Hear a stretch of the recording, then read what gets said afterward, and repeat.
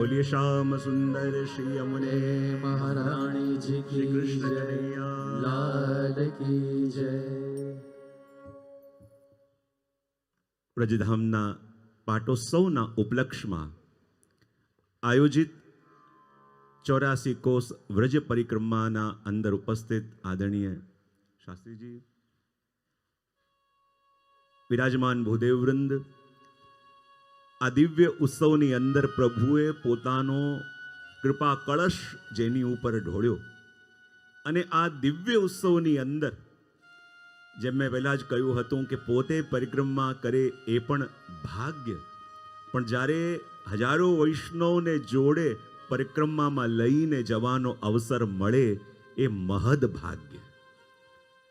માત્ર આપણી ઈચ્છાથી ન થઈ શકે. જ્યારે આપણા વડીલોના આશીર્વાદ, પ્રભુની કૃપા, ગુરુની કૃપા ઉતરે ત્યારે વૈષ્ણવ યાત્રાએ જાય અને જોડે બીજા વૈષ્ણવને લઈને ચાલે.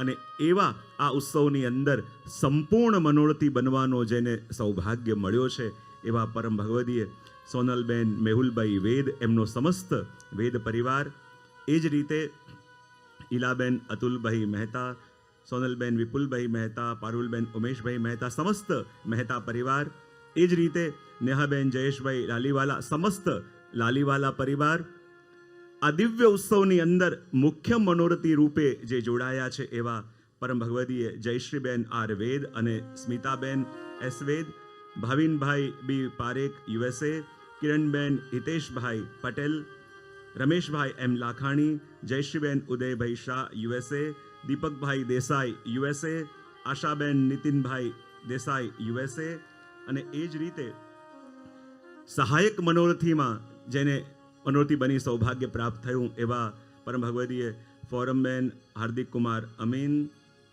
પંક્તિબેન જતીનભાઈ પારેખ, રંજનબેન બાલકૃષ્ણભાઈ પરીખ, સંપટ નમ્રતાબેન દિનેશભાઈ, જયશ્રીબેન હિરેનભાઈ પરીખ, ચંદ્રવદનભાઈ મજમુદાર યુએસએ, અને અહીં ઉપસ્થિત આપ સૌ 84 કોષની વ્રજ પરિક્રમા કરવા માટે ઉપસ્થિત મારા સર્વે આત્મીજનો.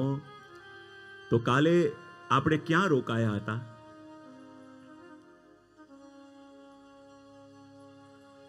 હું છે ને આ વસ્તુ રોજ પૂછીશ એટલે મને ખબર પડે કે કેટલા બેઠા હતા અને કેટલા હાજર હતા. હું ઘણીવાર મારા પ્રવચનમાં કહેતો હોઉં છું કે આપણે ઘણીવાર જ્યાં બેઠા હોઈએ ત્યાં જ હાજર હોતા.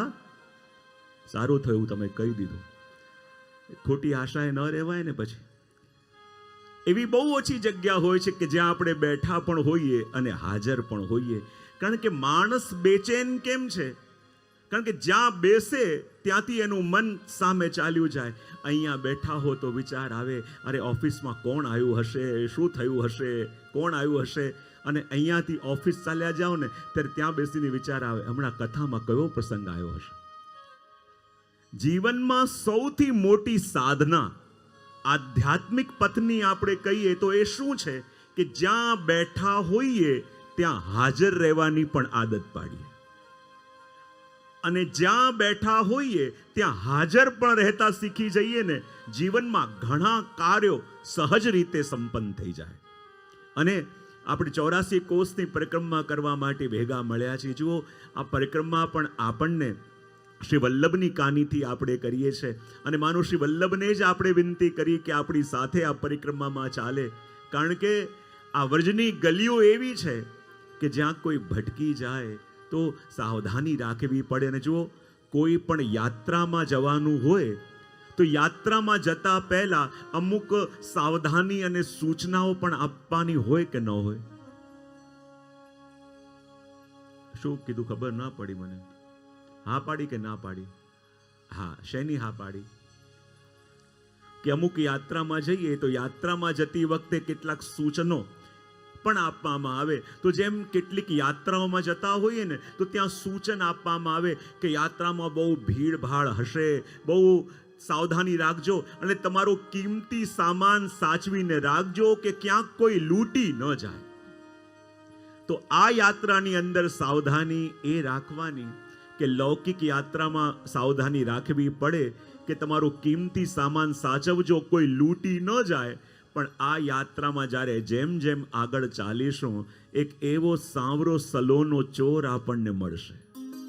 અને ચોર કંઈ કરશે નહીં, આપણી સામે ઊભો રહેશે અને મંદ મંદ સ્મિત કરતા કરતા જાણે આપણું સર્વસ્વ લૂંટી લેશે, આપણને ખબર પણ નહીં પડે. તો આમાં સાવધાની એ રાખવાની કે લૌકિક યાત્રામાં કહેવામાં આવે કે કોઈ લૂંટવા વાળો મળે તો સાવધાન રહેજો કે તમારી વસ્તુ લૂંટાઈ ન જાય. પણ આ યાત્રામાં એ સાવરો સલોનો ચિત્તચોર મળે તો સાવધાની એ રાખવાની કે લૂંટાતા ક્યાંક બાકી ન રહી જાઓ. એમાં જે લૂંટાઈ ગયા એ ધન્ય થયા, અને જે લૂંટતા બચી ગયા એ કોરા રહી ગયા.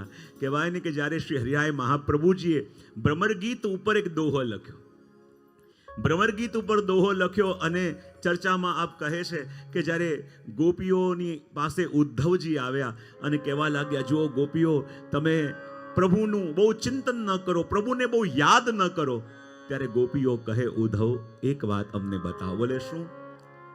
મને એક વાત બતાવો કે કોઈ એવો ચોર હોય કે જેણે તમારા દિવસનું ચેન પણ ચોરી લીધું હોય, રાત્રિની નિંદર પણ ચોરી લીધી હોય, તમારું કહેવા માટે જે પણ કંઈ હોય એ બધું ચોરી લીધું હોય, અને એવો ચોર તમને મળે તો તમે શું કરો? ઉદ્ધવ કે એવો ચોર મળે તો એને મારી નાખો.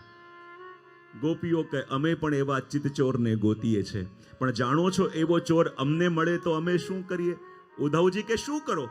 ત્યારે ગોપીઓએ કહ્યું કે જેણે રાતની નિંદર ચોરી લીધી હોય, દિવસનો ચેન ચોરી લીધો હોય, અને એવો ચોર મળે તો ગોપીઓ કહે, ઉદ્ધવ ऐसे ચોર કો સબકો डारे मारी, ઉદ્ધવ ऐसे ચોર કો સબકો डारे मारी, પર મોહ મન ચોર જો મોહ મિલે સર્વસ્વ ડારું વારી. એવા ચોર કોઈને મળે તો કોઈ એને મારી દે, પણ એવા ચોરને અમે ગોતીએ છે. એવો ચોર મળે તો સર્વસ્વ વારવા માટે અમે તૈયાર છીએ. અને આ યાત્રા શું છે? જો જે પણ પુષ્ટિ જીવો છે ને, એ દરેકની અંદર પણ એક ગોપી છે, અને અંદર રહેલી ગોપી એના કૃષ્ણને ગોતવા માંગે છે. અને આ યાત્રા એટલે શું? યાત્રા એટલે જો આપણે ત્યાં કહેતા હોય ને, ગોપી એટલે શું અને રાધા એટલે શું? જ્યારે આપણી પ્રત્યેક ઇન્દ્રિયો કૃષ્ણના દર્શન માટે વ્યાકુલ બને, ત્યારે એ ઇન્દ્રિયો ન રહેતા ગોપી બને છે. અને રાધાજી કોને કહેવાય? તો કહેવાય કે પ્યારીજી કો રૂપ માનો, પ્યાસ હી કો રૂપ હૈ.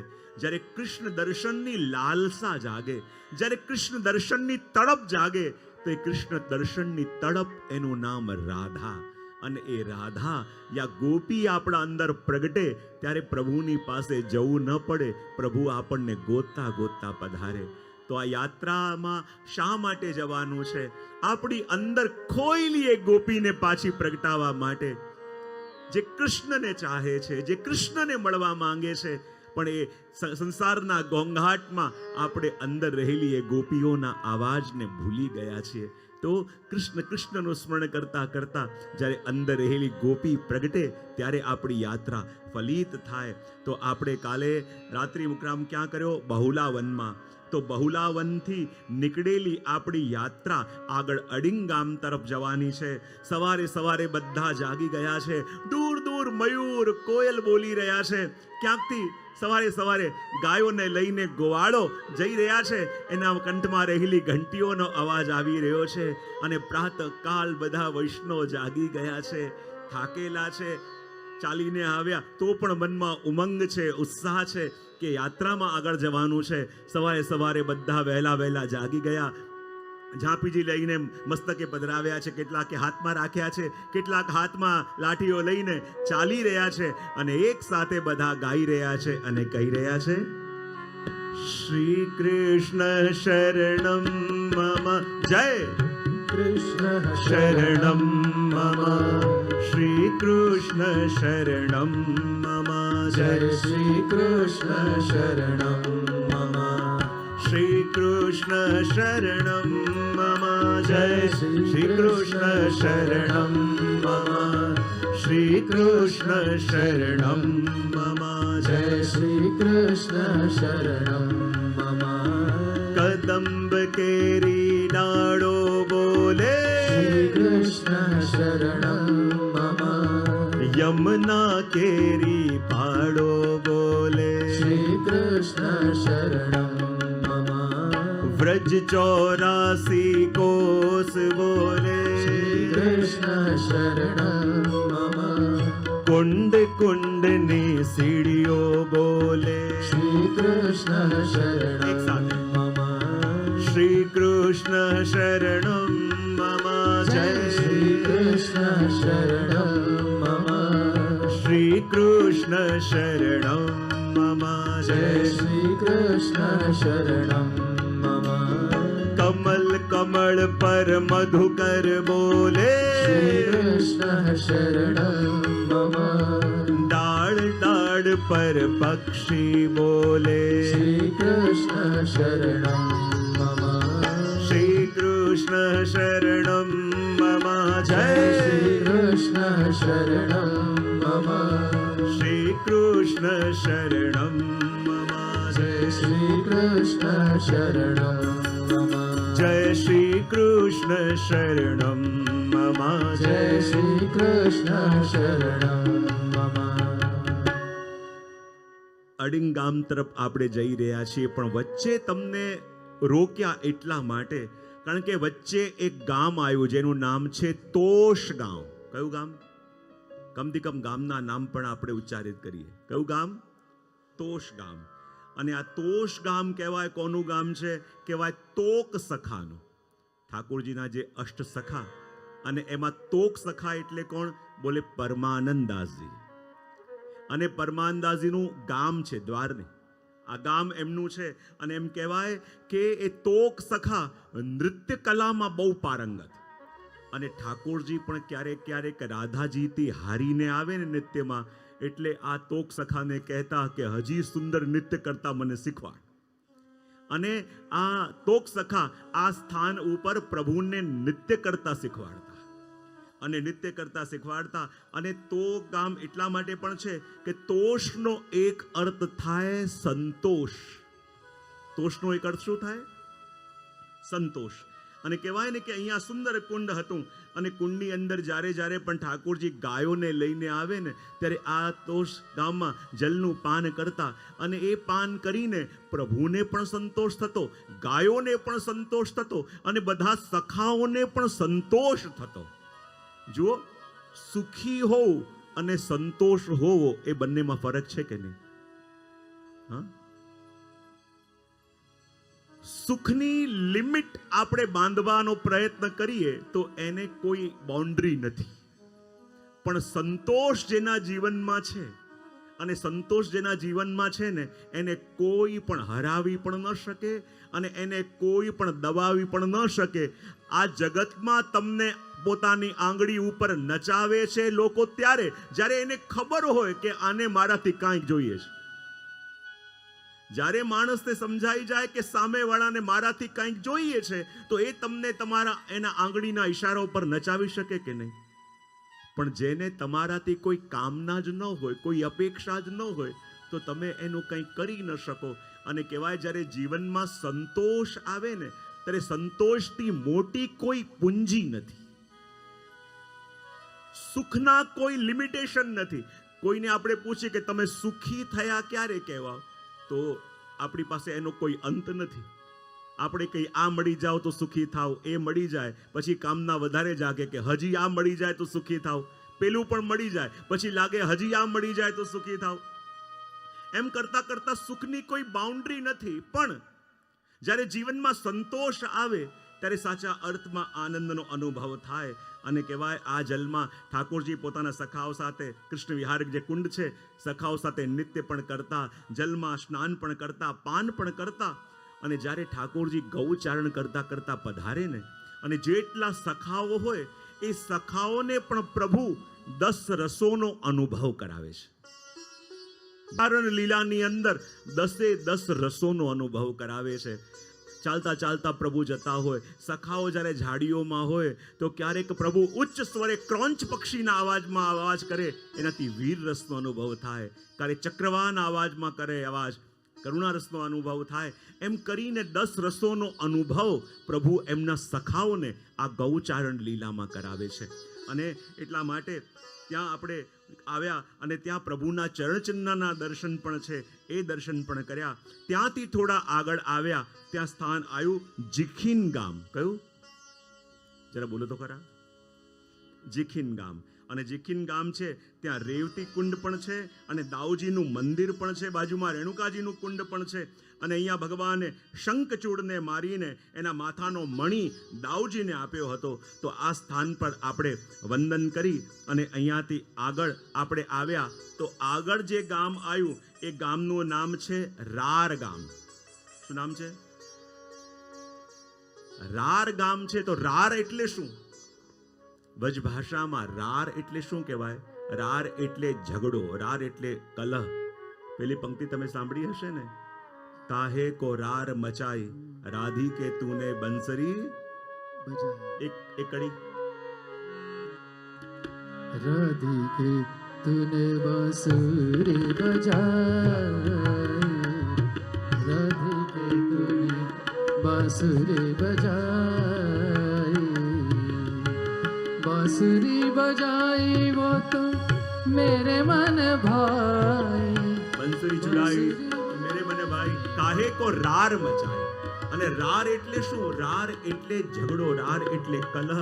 અને આ ગામનું નામ રાર ગામ એટલા માટે છે કે આ સ્થાન ઉપર બહુલાવનમાં જે ગાય અને સિંહ વચ્ચેનો કલહ થયો એનું નિવારણ આ ગામમાં થયું હતું. માટે આ ગામનું નામ શું પડ્યું? રાર ગામ. અહીંયા પણ બલભદ્ર કુંડ અને બલભદ્રજીનું મંદિર પણ છે. અને અહીંયાથી થોડાક આપણે આગળ આવ્યા તો ગામ આવ્યું જેનું નામ છે જસોતી બસોતી ગામ. જરા ભાવથી બોલીને બતાવો. સાચે સાચે કહેજો કે વચમાં કેટલા ગયા છે? આંગળી ઊંચી કરી હતી. હા, હવે આંગળી નીચી કરો. આ જસોતી બસોતી ગામ કેટલાએ જોયું છે? જેણે 84 કોસની પરિક્રમા કરી હશે, જો માણ 1-2 હાથ ઊંચા થઈ રહ્યા છે. કારણ કે જુઓ, આપણે જ્યારે વજમાં જઈએ છીએ ને, મેં પહેલાં જ કહ્યું હતું ને, મથુરાજી ઉતરી ગયા, ત્યાંથી ગોકુળ જઈ આવ્યા, સેમ ડે વૃંદાવન જઈ આવ્યા, જતીપુરા જઈ આવ્યા, અને રાતની તો પાછી ટ્રેન હોય અને પાછા કઈ આવ્યા, મેં વજયાત્રા કરી આવ્યા. તો જુઓ, સાચા અર્થમાં વજની અંદર એવા સ્થાનો છે કે કેટલાક સ્થાનોના નામે આપણે સાંભળ્યા ન હોય, અને એ પ્રભુની વિહાર ભૂમિ અને લીલા ભૂમિ છે કે જે આજે પણ પ્રભુની પ્રગટ લીલાઓ પ્રત્યક્ષ થઈ રહી છે. અને આ જસોતી બસોતી ગામ શું છે? અહીંયા 2 સખી હતી, એકનું નામ જસુમતી અને બીજાનું નામ બસંતી. એ બંને સખીઓના નામ ઉપરથી ગામનું નામ પડ્યું જસોતી બસોતી. જસુમતી જે નામની સખી હતી એણે પ્રભુને પામવા માટે આ સ્થાન ઉપર આરાધના કરી હતી. અને જે બસોતી સખી હતી, કહેવાય કે અહીંયા એક સુંદર કદમનું વૃક્ષ છે જેની ઉપર ઠાકોરજીના મુગુટના ચિહ્નો પણ છે. અને અહીંયા આજે પણ ઠાકોરજી ઝૂલા ઝૂલવા પધારે છે. આ પણ પ્રભુની નિત્ય વિહાર ભૂમિ છે. ત્યાં આપણે બધાએ વંદન કર્યા, દંડવત પ્રણામ કર્યા. અને અહીંયાથી નીકળેલી આપણી યાત્રા આગળ અડિંગ તરફ આવી છે. અને અડિંગ ગામમાં જ્યારે આપણે આવ્યા તો કહેવાય કે અહીંયા ભગવાને અરિષ્ટાસુરને માર્યો હતો. કોને? અને અરિષ્ટાસુરને માર્યો હતો. અને એ અરિષ્ટ નામ ઉપરથી અપભ્રંશ થઈને આ ગામનું નામ અડિંગ પડ્યું એમ કહી શકાય છે. અને બીજી પ્રસંગ એ પણ આવે છે કે જ્યારે ભગવાને કંસને માર્યો તો એના જે 8 ભાઈ હતા એ ડરીને ભાગ્યા, અને દાઉજી એમનો પીછો કરી એ બાકીના 8 ભાઈને માર્યા. અને અરી એટલે દુશ્મન, અને એનો ગ્રહ કર્યો અરિગ્રહ, એના ઉપરથી પણ અપભ્રંશ થઈને નામ અડિંગ પડ્યું એમ આપણે ત્યાં કહેવામાં આવે છે. અને રસાત્મક ભગવદીયજન એમ કહે છે કે અહીંયા પ્રભુએ ગોપીજનો પાસે અડીને દાન લીધું એટલા માટે પણ અડિંગ નામ પડ્યું. અહીં અડિંગમાં સુંદર માધુરી કુંડ છે. શું છે? માધુરી કુંડ. અને અહીંયા માધુરી મોહનજીના દર્શન પણ થાય છે. અને અહીંયા જુઓ, જેટલી લતા પતાઓ છે એમાં પણ માધુરી, પ્રભુનું સ્વરૂપ પણ માધુરી, કુંડ પણ માધુરી. અને એટલી તો ભક્તો કહે, માધુરી લતાન બીચ માધુરી બજાઈ બહેનું, તાન સુની માધુરી કી ધાઈ બાલ માધુરી, બન બિહંગ માધુરી વે સમીર માધુરી, ગલ બાહી શ્યામ નિત્ય કરે હે માધુરી. જ્યાં સર્વત્ર માધુરી છવાય છે, જ્યાં સર્વત્ર માધુર્ય રસ છે, એ માધુરી કુંડમાં આપણે આવ્યા. આ એ જ સ્થાન છે કે જ્યાં અદ્ભુત દાસ નામના વૈષ્ણવ જ્યાંના હતા, અને આ સ્થાનથી જ્યારે જતા હતા ત્યારે જ એમને શ્રીનાથજીએ જતાવ્યું કે આ જે બંગાળી મારી સેવા કરે છે, મને બહુ પરિશ્રમ પડી રહ્યો છે, તો તમે કૃષ્ણદાસજીને કહીને મારી સેવામાં સુખ થાય એવી વ્યવસ્થા કરાવો.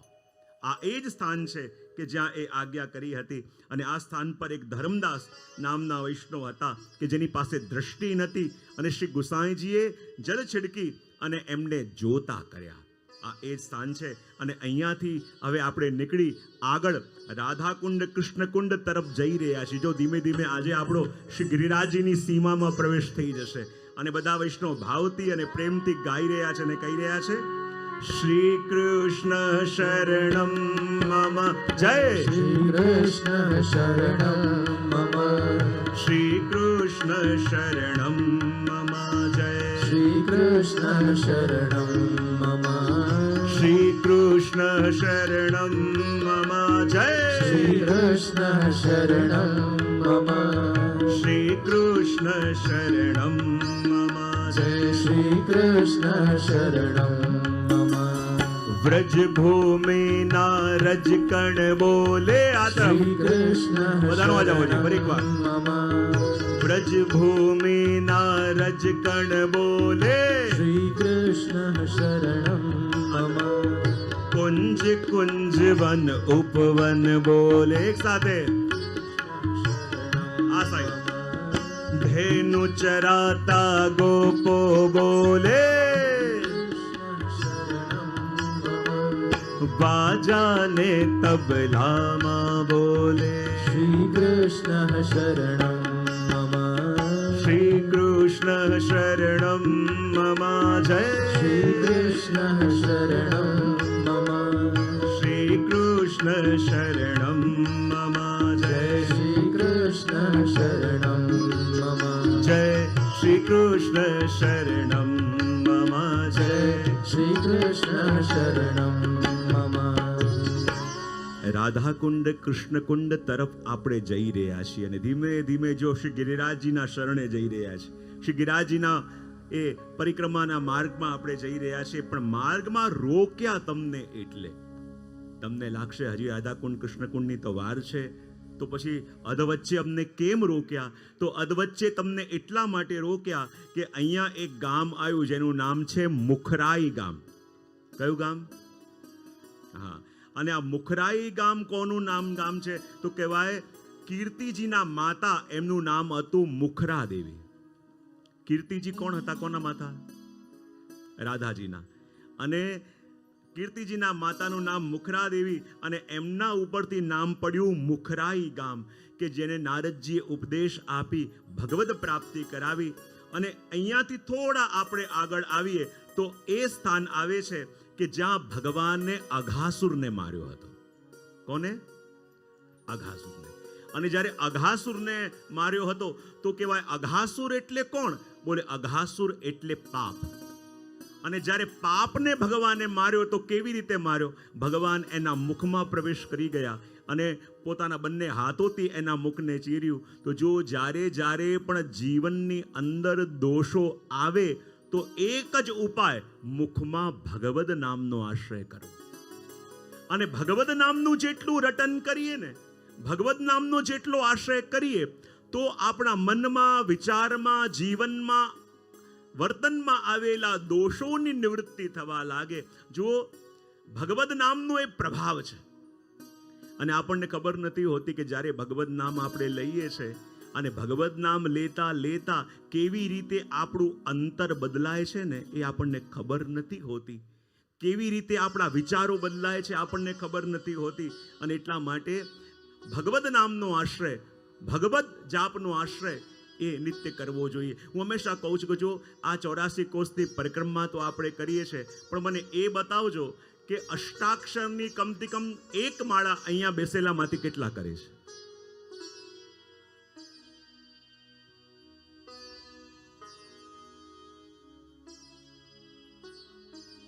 ઘણા બધા એવા છે કે હજી પણ અષ્ટાક્ષર મંત્રની એક માળા કરવાનો પણ ટાઈમ એમને મળતો નથી. હું એક જ વસ્તુ કહીશ કે જેવી રીતે મારા બાળકોની શિબિર હતી, મેં એક જ વાત કહી હતી કે તમે ગમે તેવો સારામાં સારો ફોન લઈને આવો, મોંઘામાં મોંઘો ફોન લઈને આવો, દુનિયાભરના બધા ફીચર્સ એની અંદર હોય, પણ એને યદિ ચાર્જ કરેલો ન હોય તો એ કંઈ કામનો રહે? હા કે ના તો પાડો.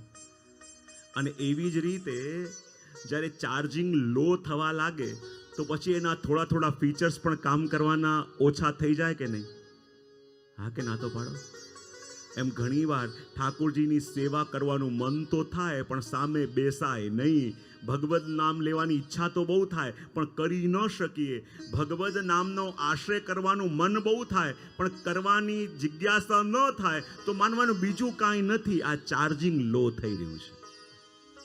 અને ચાર્જિંગ લો થઈ રહ્યું છે તો જેવી રીતે ફોનને સવારે ચાર્જિંગમાં લગાવી દો છો કે આખો દિવસ બરાબર વર્ક કરે, અને એવી રીતે આપણે પણ યદિ સવારે ચાર્જ ન હોઈએ તો કરવાનું ન થાય અને ન કરવાનું બધું બહુ. કેટલા જાણકાર લોકો છો તમે. અને એટલા માટે પોતાને ચાર્જ કરવો હોય તો શું કરવાનું? સવારે કમથી કમ એક અષ્ટાક્ષરની માળા કરો ને તો માનવાનું આપણું ચાર્જિંગ થઈ રહ્યું છે. અને આ આત્મા ચાર્જ થશે તો મન જે કરવા માટે ઈચ્છા રાખે છે એ તમે કરી શકશો. મનમાં જે કરવાનો સંકલ્પ આપણે કરીએ છીએ ને પણ થતું નથી. બોલે કેમ? સંકલ્પને બળ કોણ આપે? તમારું મંત્ર જાપ. અને એક વસ્તુ યાદ રાખજો, જ્યારે ઠાકોરજી પણ ગૌચારણ કરવા માટે વનમાં પધારે ને અને આવતા મોડું થાય અને મૈયા ચિંતા કરતા હોય કે મારો લાલો કેમ ના આવ્યો, મારો લાલો કેમ ના આવ્યો, અને ત્યારે ગોપીઓ કહે મૈયા લાલા તો આવતા જ હતા પણ મેં જોયું કે એના કંઠમાં એક મણીની માળા છે અને મણીની માળા કાઢીને એ મણકા ફેરવતા હતા. ત્યારે યશોદા મૈયાએ કહ્યું કે મારો લાલો હજી નાનો છે અને એકલો વનમાં ગાયો ચરાવવા જાય છે તો કોઈ વૈરાગીનો ચેલો એલો બની ના ગયો હોય ત્યાં. કોણે દીક્ષા આપી દીધી છે? કોની માળા પહેરે છે? ત્યારે કહે કે આ લાલો મણીની માળા પહેરે છે તો ખરા, પણ એ મણીની માળામાં એક મણી લાલ છે, એક કથ્થઈ છે, એક શ્યામ છે, એક સફેદ છે. બોલે આવી મણીની માળા લાલો કેમ પહેરે છે? ત્યારે ગોપીઓ કહે કે અરે મૈયા, એ માળા, એ મણીની માળા લાલાએ પોતાની ગાયોને ગણવા માટે રાખી છે. બોલે કેમ? જ્યારે પ્રભુ ગાયો ચરાવવા જાય પણ જ્યારે સંધ્યાકાળ થવાની હોય અને પ્રભુને એમ ચિંતા થાય કે મારી ગાયો ક્યાંક દૂર ન ચાલી જાય, મારી ગાયો પાછી નહીં આવે તો શું થશે? અને પ્રભુ પ્રતીક્ષામાં ગાયોને પુકારે છે પણ ખરા. અને જ્યારે ગાયોની રાહ જોતા હોય પ્રભુ, અને જેટલી શ્યામ રંગની ગાય આવી જાય એટલે પ્રભુ શ્યામ રંગનો મણકો ફેરે, જેટલી સફેદ ગાય આવી જાય પ્રભુ સફેદ રંગનો મણકો ફેરે, જેટલી કથ્થાઈ રંગની ગાયો આવી જાય પ્રભુ કથ્થાઈ રંગનો મણકો ફેરે. અને હું પણ કાયમ કહેતો હોઉં કે જે દિવસે આપણું બ્રહ્મ સંબંધ થયું ને એ દિવસે આપણા નામની પણ એક ગાય પ્રભુની ગૌશાળામાં આવી ગઈ છે. આપણે પ્રભુનું નામ લેતા હોઈએ કે ન લેતા હોઈએ પણ જ્યારે જીવનની સંધ્યા થાય તો પ્રભુના જેટલા પણ શરણાગત જીવો છે એ બધાને યાદ કરી કરી પ્રભુ રોજ એ મણકાની માળા ફેરવે છે. અને કોઈ જીવ પ્રભુનો હોય અને પ્રભુની સન્મુખ ના આવ્યો હોય ને તો પ્રભુની માળા અટકી જાય કે એ જીવ કેમ ના આવ્યો, એ જીવ કેમ ના આવ્યો. સખાઓ પ્રભુને કહે મૈયા પ્રતીક્ષા કરતી હશે, મૈયાની ચિંતા થતી હશે, આપ જલ્દી ઘરે પધારો. પણ પ્રભુ કે જ્યાં સુધી મારો એ જીવ મારા શરણે ના આવે, જેને મેં શરણે લીધો છે છતાં મારાથી દૂર કેમ છે, એ હજી મારી પાસે કેમ નથી આવ્યો. જ્યારે એ ચિંતા પ્રભુને થાય અને પ્રભુ માળા લઈને રાત્રિ સુધી બેઠા રહે અને જ્યારે એ પોતાનો જીવ દેખાય ને ત્યારે પ્રભુનો મણકો ફરે અને પ્રભુ પછી ઘરે જાય. વિચાર કરો, આપણા જેવા તો પ્રભુ પાસે કરોડો છે પણ આપણી પાસે તો આપણા પ્રભુ એક છે. અને આપણા જેવા કરોડો હોવા છતાં એમને યાદ કરી કરી પ્રભુ આપણા નામની માળા ફેરવે છે. પણ આપણા તો એક છે તો પણ એના નામની એક માળા પણ આપણે ફેરવી શકતા નથી. અને આ કલિકાલની અંદર ભગવત નામથી મોટો કોઈ સહારો નથી. જો બીજા બધા સાધન કદાચ છૂટે પણ આ ભગવત નામ એવો સાધન છે દયારામભાઈ મારા કહે છે ને કે અડે ન સૂતક નામને. આ કલિકાલ એટલે શું? કલિકાલ એટલે સૂતકનો કાળ. સૂતકમાં કદાચ ભગવત સેવા ન થાય, સૂતકમાં બીજા કોઈ વૈદિક કર્મકાંડ ન થાય, તો પણ સૂતકમાં ભગવત નામ લેવાય કે ન લેવાય? અષ્ટાક્ષર લેવાય કે ન લેવાય? અને એ અષ્ટાક્ષરને કોઈ કાળ પણ સ્પર્શી શકતો નથી. માટે એનો આશ્રય સતત કરવો. અને જેમ જેમ ભગવદ આશ્રય કરો ને, અને જો મેં કાલે વાત કરી હતી ને, જે 4-5 પ્રકારની દ્રષ્ટિની વાત કરી હતી ને, કે કેવી રીતે દ્રષ્ટિની પડતો ખુલે, અને એ દ્રષ્ટિની પડતો ખોલવાની ચાવી કોઈ હોય ને તો એ અષ્ટાક્ષર મંત્ર છે.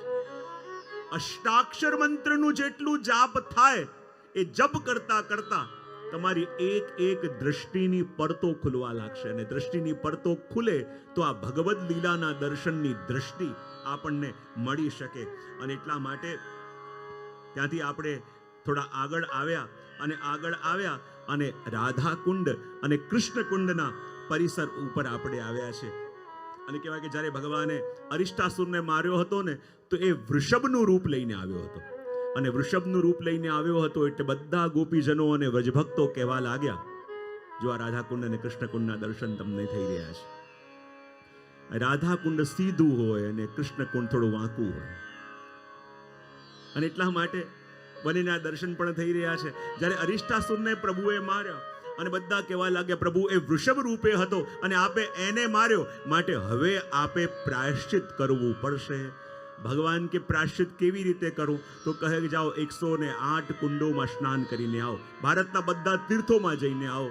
ભગવાન કે ભારતના બધા તીર્થોમાં હું ક્યાં જઉં, તો શું કરવું? ત્યારે પ્રભુએ વિચાર કર્યો અને પોતાના કમરમાં ખોસેલી વેણુને કાઢી, અને વેણુને કાઢી એવી રીતે ખાડો ખોદવા લાગ્યા. અને જ્યાં ખાડો ખોદાયો એમાં ભગવાને ભારતના બધા જ તીર્થોનું આવાહન કર્યું. અને બધા તીર્થો જ્યારે એની અંદર આવ્યા અને ત્યારે ભગવાને એમાં સ્નાન કર્યું. અને જ્યારે ભગવાને એમાં સ્નાન કર્યું તો એ કહેવાયું કૃષ્ણકુંડ. અને ભગવાને આવીને રાધાજીને કહ્યું, રાધાજી આપ મારા અર્ધાંગના સ્વરૂપ કહેવાઓ કે ન કહેવાઓ? રાધાજી કે બિલકુલ કહેવાઓ. ને પ્રભુ કહે, યદિ આપ મારા અર્ધાંગના સ્વરૂપ હો તો હું જે પણ પુણ્ય કરું એ અડધું આપને મળે કે? રાધાજી કે ચોક્કસ મળે. તો પ્રભુએ કહ્યું કે હું જે પણ પુણ્ય કરું એ અડધું આપને મળે, તો મારાથી કોઈ પાપ થાય તો? હવે રાધાજી વિચારમાં પડી ગયા કે અડધું પુણ્ય લીધું તો પછી અડધું પાપે લેવું પડે. તો પ્રભુ કહે, હવે રાધાજી હું આપને કહું છું કે હવે જ્યાં સુધી આપ બધા તીર્થોમાં સ્નાન કરીને નહીં આવો ત્યાં સુધી હું આપની સાથે વાત નહીં કરું.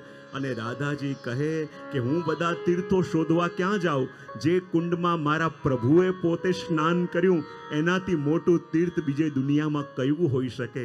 અને એ વખતે રાધાજીએ પોતાના હાથનો કડો કાઢ્યો અને કૃષ્ણકુંડની પાસે એ હાથના કડા વડે એવી રીતે ખાડો ખોદવા લાગ્યા કે જ્યાં ખાડો ખોદાયો અને કૃષ્ણકુંડનું બધું જલ આવ્યું એમાં, અને એમાં રાધાજીએ સ્નાન કર્યું અને એ કહેવાયું રાધાકુંડ.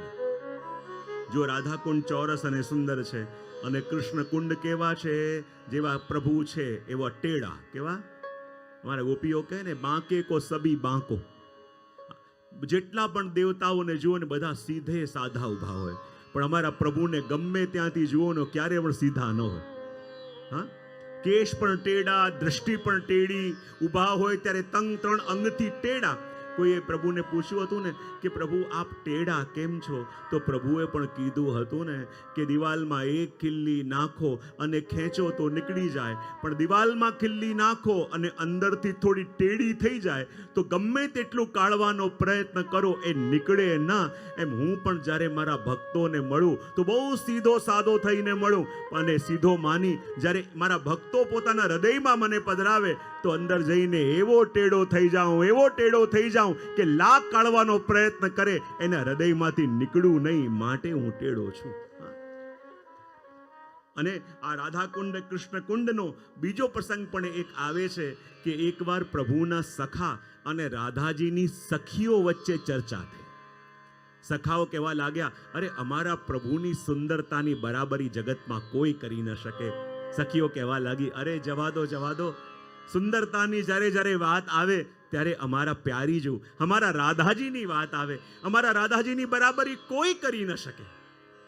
સખાઓ કહે કે અમારા પ્રભુ સુંદર, સખીઓ કહે અમારા રાધાજી સુંદર. તો કહે આપણે બંનેને વિનંતી કરીએ કે બંને આવીને રાધાકુંડ કૃષ્ણકુંડ ઉપર બિરાજો, અને આપના પધારવાથી અમે જોઈએ કે બંનેમાં અધિક સુંદર કોણ છે. અને એ વાત જ્યારે નક્કી થઈ ત્યારે સખાઓએ ઠાકોરજીને સુંદર શૃંગાર કર્યા, સુંદર તૈયાર કર્યા, અને સખીઓએ સુંદર તૈયાર રાધાજીને. આપણા મધ્યમાં ચિરાયુષ્માન બજાજ કુમારજી, પચમેશ કુમારજી પણ બંને આવી ગયા છે, હારી ગયા છે. અને આજે બંને તરફથી એક સરપ્રાઈઝ બધાને મળવાની છે.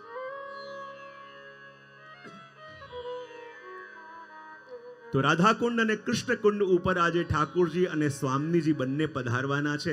અને આજે સખાઓ અને સખીઓ નક્કી કરવાના છે કે બંનેમાં વધારે સુંદર કોણ છે. અને જ્યારે ઠાકોરજી પધાર્યા અને સખાઓ કે અરે કનૈયા, આજે તારી જે શોભા છે ને, અરે એની બરાબરી કોઈ કરી ન શકે. અરે તારા ઉપર તો આજે સર્વસ્વ નોછાવર કરી દઈએ ને એવી સુંદરતા આજે પ્રભુની લાગે છે. અને એક તરફ રાધાજીની પાસે બધી સખીઓ સુંદર શૃંગાર કરી અને રાધાજીને લઈને આવી રહ્યા છે. અને રાધાજીને આજે મસ્તકથી લઈને ચરણારવિંદ સુધીના શૃંગાર ધરેલા છે. અને મસ્તકથી ચરણારવિંદ સુધીના શૃંગાર, એવા ભારી શૃંગાર ધરીને જ્યારે પધારી રહ્યા છે. અને ત્યારે બધા સખાઓ કહેવા લાગ્યા, જુઓ તો ખરા, અમારા પ્રભુ તો ઉતાવળમાં ખાલી વનમાલા ધરીને આવી ગયા છે. અને રાધાજીએ તો મસ્તકથી લઈને ચરણ સુધીના શૃંગાર ધર્યા છે. જો કેવું અદ્ભુત સ્વરૂપ લાગી રહ્યું છે. ત્યારે સખી કહે, અરે સખા, રાધાજી એટલે ભારે શૃંગાર ધરતા નથી કે વધારે સુંદર લાગે. અરે રાધાજી તો ભારી શૃંગાર એટલે ધરે છે કે રાધાજીનું શ્રીઅંગ એટલું કમનીય છે, એટલું કમનીય છે કે પ્રભુની દૃષ્ટિ જ્યાં પડે પ્રભુ મૂર્છિત થઈને ઢળી પડે. માટે રાધાજી પોતાના સૌંદર્યને વધારવા નહીં, પણ પોતાના સૌંદર્યને ઢાંકવા માટે ભારી શૃંગાર ધરીને પધારે છે.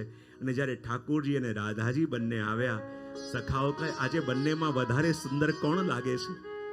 ત્યારે સખીઓએ પણ કહ્યું, આજે આ જોડીને સાથે જોઈને એમ નથી સમજાતું કે આજે કોણ કોનાથી વધારે સુંદર લાગે છે. પ્રભુ, અમારું સામર્થ્ય નથી કે અમે જાણી શકીએ બંનેમાં આજે વધારે સુંદર કોણ છે, વધારે કોણ શોભિત થઈ રહ્યું છે. પ્રભુ, આપ અને સ્વામીજી બંને ઉપર અમે છોડી દઈએ છીએ કે આપ જ નક્કી કરો કે બંનેમાં અધિક સુંદર કોણ છે. તો બંને કહે કે પહેલા અમે પોતાના સ્વરૂપને પણ જોઈએ અને એકબીજાને જોઈએ તો ખબર પડે કે વધારે સુંદર કોણ છે. તેવું કરીએ, બંને હાથ પકડી અને રાધાકુંડ પાસે બેસીએ અને પોતાનું મુખ જલમાં પણ જોઈએ અને બીજાને નેત્રોમાં પણ જોઈએ તો ખબર પડે આજે અધિક સુંદર કોણ લાગે છે. અને ઠાકોરજી અને રાધાજી બંને એ રાધાકુંડ ઉપર આવીને બિરાજ્યા. એકબીજાના ખભા ઉપર ગલબૈયા દીધા અને એકબીજાના કપોલથી કપોલને સ્પર્શ કરી પોતાના મુખારવિંદને દર્પણમાં એ જલમાં જોઈ રહ્યા છે. અને જલમાં જોઈ રહ્યા છે અને પહેલા પ્રભુ રાધાજીને પૂછી રહ્યા છે. શું પૂછી રહ્યા છે? मेरो मुखनी को के तेरो री प्यारी, मेरो मुखनी को के तेरो री प्यारी, मेरो मुखनी को के तेरो री प्यारी, मेरो मुखनी को के तेरो री प्यारी, दर्पण ले देखो मृगनयनी, साची कहो वृषभान दुलारी, मेरो मुखनी को के तेरो री प्यारी. દૃશ્યને આંખોની સામે લઈ આવો. સંધ્યાકાળ થયેલો છે, યા કહીએ કે સવારનો સમય છે. હજી ઠાકોરજીના શૃંગાર થયા છે અને ઠાકોરજી સીધા પધાર્યા છે. અને સીધા પધાર્યા છે અને ઠાકોરજી અને સ્વામીજી બંને વિરાજમાન છે. બંને એકબીજાને પૂછવા માંગે છે કે આજે વધારે સુંદર કોણ લાગે છે? આજે આપનું મુખ વધારે સુંદર લાગે છે પ્યારીજી કે મારું મુખ સુંદર લાગે છે? અને જોવા માટે સખીઓએ દર્પણ પણ આપી દીધું. રાધા કુંડના પગથિયા ઉપર ઠાકોરજી અને રાધાજી બિરાજે છે. એક દર્પણમાં પોતાનું મુખ જોવાનું છે તો એકબીજાના ખભા ઉપર શ્રીહસ્ત લગાવી એકબીજાના કપોલથી કપોલનો સ્પર્શ કરી બંને પોતાનું મુખ દર્પણમાં જોઈ રહ્યા છે. ઠાકોરજી કહે, મેરો મુખ નીકો કે તેરો મુખ પ્યારી. હાથમાં દર્પણ લઈ ઠાકોરજીને અંદરથી તો લાગે છે કે રાધાજી વધારે સુંદર લાગે છે, પણ હાર માનવા તૈયાર નથી. માટે વારે વારે આગળ પૂછે અને ઉત્તર આપે છે. तुम हो नंद जू के छेल छबीले, तुम हो नंद जू के छेल छबीले, हम गुजरिया दासी तिहारी, कृष्णदास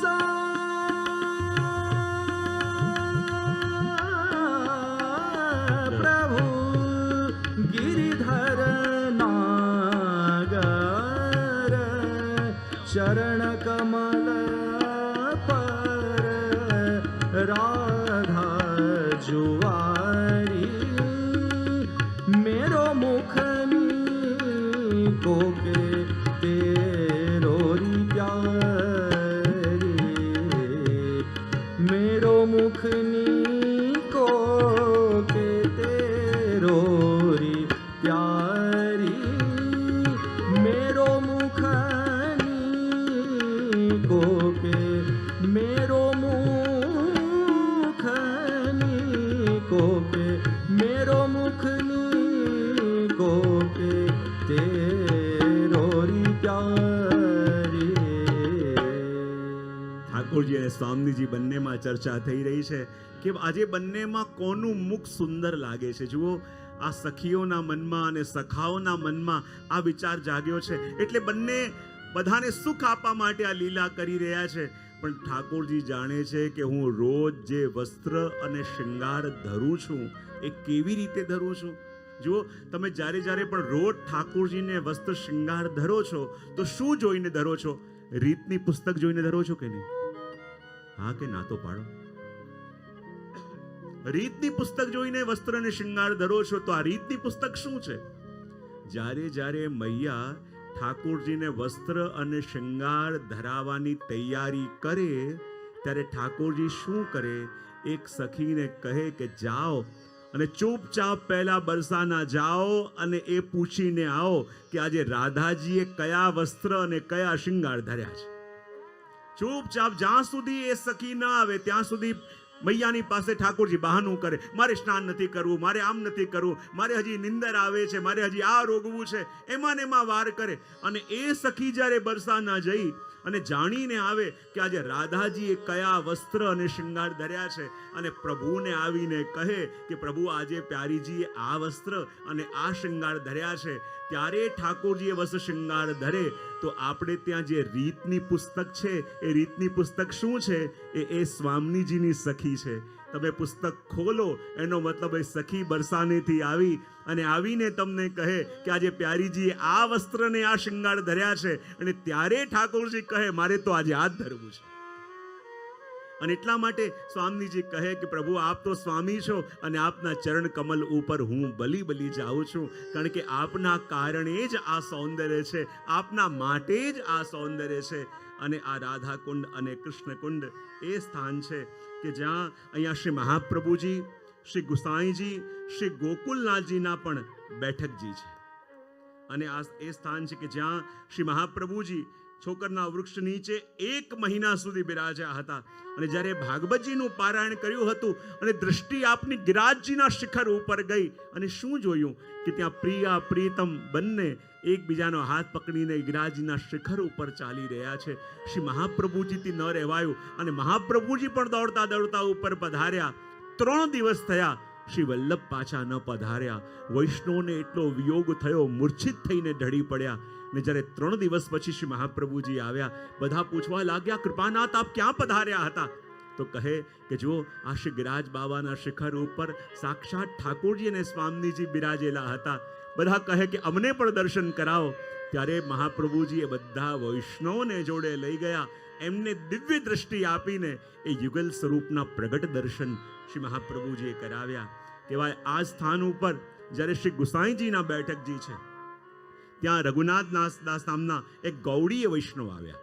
અને ગૌડી વૈષ્ણવ આવીને શ્રી ગુસાઈજીને પ્રશ્ન કર્યો કે અમારામાં તો એમ કહેવાય છે કે શ્રી પ્યારીજી સ્વામીજી એ પ્રભુના પરકિયા છે, પણ આપને ત્યાં એમ માનવામાં આવે છે કે સ્વામીજી તો સ્વકિયા છે, તો પછી આપ સ્વકિયા માનો છો, એનું પ્રમાણ શું? ત્યારે ગુસાઈજીએ કહ્યું પ્રમાણ મારે આપવાની જરૂર નથી, સ્વયં રાધાજીને પૂછી લો. બોલે રાધાજીને કેવી રીતે પૂછીએ? રાધા કુંડ છે, એની ઉપર એક કોરો પત્ર પધરાયો અને જ્યાં કોરો કાગળ મૂક્યો એ કાગળ નીચે પધાર્યો અને જ્યાં નીચે ગયો અને નીચે રહેલા સુંદર ભવનમાં શ્રી રાધાજી બિરાજતા હતા. એમણે પત્ર લીધો અને એમાં એક શ્લોક પોતે લખ્યો અને સાબિત કર્યું કે હું ઠાકોરજીની સ્વકિયા છું. અને એ કાગળ પાછો ઉપર આવ્યો તરતો અને એ કાગળને ઉપાડી જ્યારે ગુસાઈજી રઘુનાથ દાસજીને આપ્યો અને કહ્યું જો આ પ્રમાણ સ્વયં પ્યારીજી આપ્યું છે કે પોતે ઠાકોરજીના સ્વકિયા છે. અને ત્યારે એ સંતોષ એમને થયો. અને કહેવાય કે આ સ્થાન ઉપર જ શ્રી ગોકુલનાથજીના બેઠકજી પણ છે. અને ગોકુલનાથજીએ કલ્યાણ ભટ્ટને કહ્યું કે જો આ રાધાકુંડ સાધારણ સ્થાન નથી, ભલે આપણને જલવત દેખાય છે, પણ એની ભીતર એક સ્વર્ણનો દિવ્ય મહેલ છે અને એની અંદર શ્રી રાધાજી નિત્ય વિરાજમાન હોય છે. જો આપણી પાસે લૌકિક દ્રષ્ટિ છે માટે આપણે જોઈ શકતા નથી, પણ જેને એ અલૌકિક દ્રષ્ટિનું દાન થાય ત્યારે એ પ્રભુની એ દિવ્ય લીલાનું દર્શન પણ કરી શકે છે. એ વાત અહીંયા આપણને સમજાવી અને રાધાકુંડ કૃષ્ણકુંડથી નીકળેલી આપણી યાત્રા હવે આગળ જઈ રહી છે અને બધા ભાવથી અને પ્રેમથી ગાઈ રહ્યા છે. રાધે રાની કી જય, મહારાની કી જય. રાધે રાની કી જય, મહારાની કી જય. ઓ રાધે રાની કી જય, મહારાની કી જય. રાધે રાની કી જય, મહારાની કી જય. ઓ બોલો બરસાને વાલી કી જય જય જય. બોલો બરસાને વાલી કી જય જય જય. ઓ બોલો બરસાને વાલી કી જય જય જય. બોલો બરસાને વાલે કી જય જય જય. ઓ રાધે રાની કી જય, મહારાની કી જય. ઓ રાધે રાની કી જય, મહારાની કી જય. ઓ બોલો વૃષભાંદુલારી કી જય જય જય. બોલો વૃષભાંદુલારી કી જય જય જય. ઓ બોલો વૃષભાંદુલારી કી જય જય જય. બોલો વૃષભાંદુલારી કી જય જય જય. ઓ રાધે રાની કી જય, મહારાની કી જય. રાધે રાની કી જય, મહારાની કી જય. ઓ રાધે રાની કી જય, મહારાની કી જય. ઓ રાધે રાની કી જય, મહારાની કી જય. ઓ બોલો વૃષભાંદુલારી કી જય જય જય. બોલો વૃષભાંદુલારી કી જય જય જય. રાધે રાની કી જય, મહારાની કી જય. રાધે રાની કી જય, મહારાની કી જય. ઓ રાધે રાની કી જય, મહારાની કી જય. રાધે રાની કી જય, મહારાની કી જય. રાધાજીનું નામ લેતા લેતા ક્યાં કુસુમ સરોવર આપણે આવી ગયા, જરાય ખબર પડી? હા કે ના તો પાડો. હા? રાધા રાધાનું નામ લેતા લેતા જાણે જે ગાડી હમણાં ધીમે ધીમે ચાલતી હતી એ ભાગવા લાગી અને સીધા આપણે કુસુમ સરોવર ઉપર આવ્યા. અને આ કુસુમ સરોવર કયું સ્થાન? તમે જ્યારે જ્યારે પણ ગિરાજીમાં જતીપુરા ક્યાંક રોકાયા હશો તો કુસુમ સરોવર જોવા તો જરૂર ગયા હશો. કેટલાય દર્શન કર્યા છે? લગભગ બધાએ. અને કુસુમ સરોવરની લીલા પણ બહુ અદ્ભુત અને બહુ દિવ્ય સ્થાન આ છે. કહેવાય કે પ્રભુની કઈ લીલા આ સ્થાનમાં થઈ છે? કહેવાય કે જ્યારે ભગવાને વેણુનાદ કર્યો, ગોપીઓ ભાગતી ભાગતી આવી અને જ્યારે ભાગતી ભાગતી ગોપીઓ પ્રભુની પાસે આવી ત્યારે ભગવાને ગોપીઓ સાથે લઘુરાસ કર્યો. અને જ્યારે લઘુરાસ કર્યો અને નૃત્ય કરતા કરતા ગોપીઓના મનમાં મદ આવ્યો કે જો દુનિયામાં કેટલી બધી સ્ત્રીઓ છે, પણ અમે કેટલી સૌભાગ્યશાળી કે ભગવાન અમારે આધીન થયા. અને ગોપીઓને મદ આવ્યો ત્યારે પ્રભુ કહે, અરે ગોપીઓ, અહંકાર તો મેં મારી યશોદા મૈયાનો સ્વીકાર નથી કર્યો તો તમારો ક્યાંથી ચલાવીશ. જો આપણા પ્રભુ છે ને, આ બે વસ્તુ સામેવાળા ભક્તમાં રહેવા ન દે. કઈ બે વસ્તુ? એક તો ભાવ અને બીજો અહંકાર. જ્યાં ભાવ આવે તરત ગ્રહણ કરી લે, અને મદ આવે ને તો એક તરત ગ્રહણ કરી લે. કહેવાય ને કે જ્યારે ભગવાન અને અર્જુન બંને ચાલતા ચાલતા જતા હતા અને અર્જુનના ખભા ઉપર જ્યારે ભગવાને હાથ મૂક્યો અને બે ઘડી અર્જુનને તો એવો ભાવ આવી ગયો જાણે મારાથી નિકટ દુનિયામાં પ્રભુને બીજું કોઈ છે જ નહીં. મારાથી વધારે પ્રિય પ્રભુને કોઈ હોય જ ન શકે. સ્વયં મારા રથના સારથી પ્રભુ બન્યા હતા. મારાથી વધારે નિકટમાં કોઈ હોઈ ન શકે. એ મદ જ્યારે અર્જુનના મનમાં આવ્યો ને, પ્રભુ કહે, હું મારા ભક્તમાં બધું રહેવા દઉં પણ મદ રહેવા ના દઉં. અને જ્યાં મદ આવ્યો કે મારા જેવું કોઈ નહીં, ભગવાને કહ્યું, અર્જુન, મને બહુ તરસ લાગી રહી છે, ક્યાંકથી મારા માટે પાણી લઈ આવો. જંગલમાં ચાલતા હતા અને ભગવાને કહ્યું, જ્યાં જલ લેવા જાય તારો પરિચય ન આપતો. અર્જુન કે ઠીક છે. ચાલતા ચાલતા અર્જુન ગયા. જંગલમાં એક નાનકડી ઝૂંપડી હતી અને જ્યાં ઝૂંપડીનું બારણું ખખડાવ્યું તો એક વૃદ્ધ મહિલા, વૃદ્ધ માજી અંદર રહેતા હતા. બોલે, કોણ છે બેટા? બોલે, હું યાત્રી છું, બહુ તરસ લાગી છે, મને જલ આપશો? બોલે, અંદર આવો. અને જ્યાં અર્જુન અંદર ગયો તો અંદર બે તલવારો લટકતી હતી. અર્જુને પૂછ્યું કે માં, તમે તો એકલા રહો છો, આટલા વૃદ્ધ છો, તો આ બે તલવાર કોના માટે છે? ત્યારે માજીએ કહ્યું, આ બે તલવાર એ બે વ્યક્તિઓ માટે છે જેણે મારા પ્રભુને સૌથી વધારે પરિશ્રમ આપ્યો છે. જ્યારે મળે તો આ તલવારથી એની ખેર નથી. અર્જુન બે ઘડી કાંપી ગયા. બોલે, એ બે વ્યક્તિ કોણ છે કે જેણે પ્રભુને બહુ પરિશ્રમ આપ્યો છે? ત્યારે માજીએ કહ્યું, એક તો પેલી દ્રૌપદી અને બીજો પેલો અર્જુન. પોતાના રથનો સારથી બનાવી દીધો, પોતાના કાર્ય સાધવા માટે પ્રભુને બોલાવ્યા. હું તો રાહ જોઈને બેઠું છું, હાથમાં આવે એટલી વાર. તમારું નામ શું છે? અર્જુન કે મને યાદ નથી. હાથ જોડીને નીકળી ગયા. અને ત્યારે ખબર પડી કે ભગવાન બધું સહન કરી શકે, પણ લેશ માત્ર પણ મદ આવે ને ભગવાન રહેવા ન દે. કારણ કે ભગવાન પોતાના ભક્તને શુદ્ધ રાખવા માંગે છે, નિર્મળ રાખવા માંગે છે. અને એટલા માટે કોઈ પણ જાણતા અજાણતા પણ આપણી અંદર દોષ આવે ને, પ્રભુ એવું કંઈક કરીને એને પાડી દે કે આપણને લાગે પાછું દઈને આવી જાય, પાછી દીનતા આપણી અંદર આવી જાય. અને એટલા માટે જ્યારે એ ગોપીને મદ આવ્યું કે મારા જેવું સૌભાગ્યશાળી આ દુનિયામાં કોઈ નહીં કે ભગવાન મારે આધીન બન્યા. ભગવાન કે અહંકાર તો મારી મૈયાનો મેં સહન ન કર્યો તો તારો ક્યાંથી કરીશ. અને નૃત્ય કરતા કરતા ભગવાન ગોપીઓના મધ્યમાંથી અંતર ધ્યાન થયા. અને ગોપીઓ જ્યારે ભાગતી ભાગતી પ્રભુને શોધવા માટે ફરે છે, અહીંયા જાય ત્યાં જાય, ક્યાંય પ્રભુ મળતા નથી. અને ત્યારે એક જગ્યાએ પ્રભુના ચરણારવિંદના ચિહ્ન દેખાયા. ગોપીઓ રાજી થઈ ગઈ, ચલો પ્રભુ આપણને નારાજ થઈ છોડીને ગયા તો ખરા, પણ પછી આપણી ચિંતા થઈ હશે, આપણી ફિકર થઈ હશે કે રાત્રિના સમયમાં ગોપીઓ ક્યાંક અંધારામાં અટવાઈ ન જાય અને એમના સુધી પહોંચી શકીએ. એટલે જો એમના ચરણારવિંદના ચિહ્ન રાખ્યા છે. ત્યાં ગોપીએ કહ્યું, જો આ ચરણ ચિહ્ન છે, બાજુમાં બીજી પણ કોઈ એક સખીના ચરણ ચિહ્ન છે. ને ત્યારે ખબર પડી કે ભગવાન આપણા મધ્યમાંથી ગયા તો છે, પણ એકલા નથી ગયા, કોઈ એક સખીને જોડે લઈને ગયા છે. અને હવે ગોપીઓ કહેવા લાગી કે સખી કોણ કે જેને પ્રભુ પોતાની સાથે લઈને ગયા છે? એ કોણ હશે? કેવી હશે? અને કહેવાય ને કે જ્યારે ગોપીઓ શોધતા શોધતા આગળ ગયા તો કોઈના રડવાનો અવાજ આવ્યો અને ગોપીઓને સમજતા વાર ન લાગી. અરે જરૂર આ એ જ ગોપી હશે જેને પ્રભુ જોડે લઈને ગયા હતા. અરે એ તો છે છલ કરવા વાળા, જેમ આપણી સાથે મીઠી મીઠી વાતો કરી અને આપણને છોડી ગયા, એમ જરૂર એને પણ છોડી ગયા હશે. એની પાસે આવીને કહે, અરે સખી, તને પણ પ્રભુ છોડી ગયા? ત્યારે સખીએ કહ્યું, અરે એમ ન કહો કે પ્રભુ મૂકી ગયા.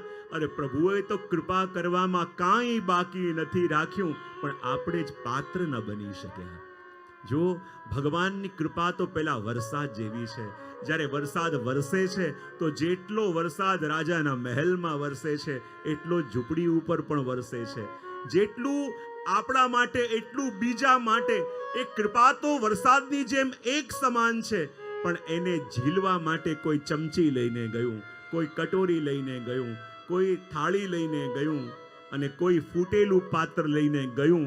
તો જેટલું આપણું જેવું પાત્ર છે એટલું અને એવી રીતે એ કૃપાને જીરવી શકીએ છીએ કે નહીં આપણે? હા, એ તો એક સમાન વરસે છે, દરેકના માટે વરસે છે, એક સરખું વરસે છે. પણ આપણે આપણું પાત્ર જેટલું અને જેવું લઈને ગયા. હા, જો આ જગતમાં હું હંમેશા કહેતો હોઉં કે આપણે હંમેશા પ્રયત્ન કરતા હોઈએ કે કંઈક પામીએ, કંઈક અનુભૂતિ થાય, પ્રભુ મને કંઈક અનુભવ કરાવે.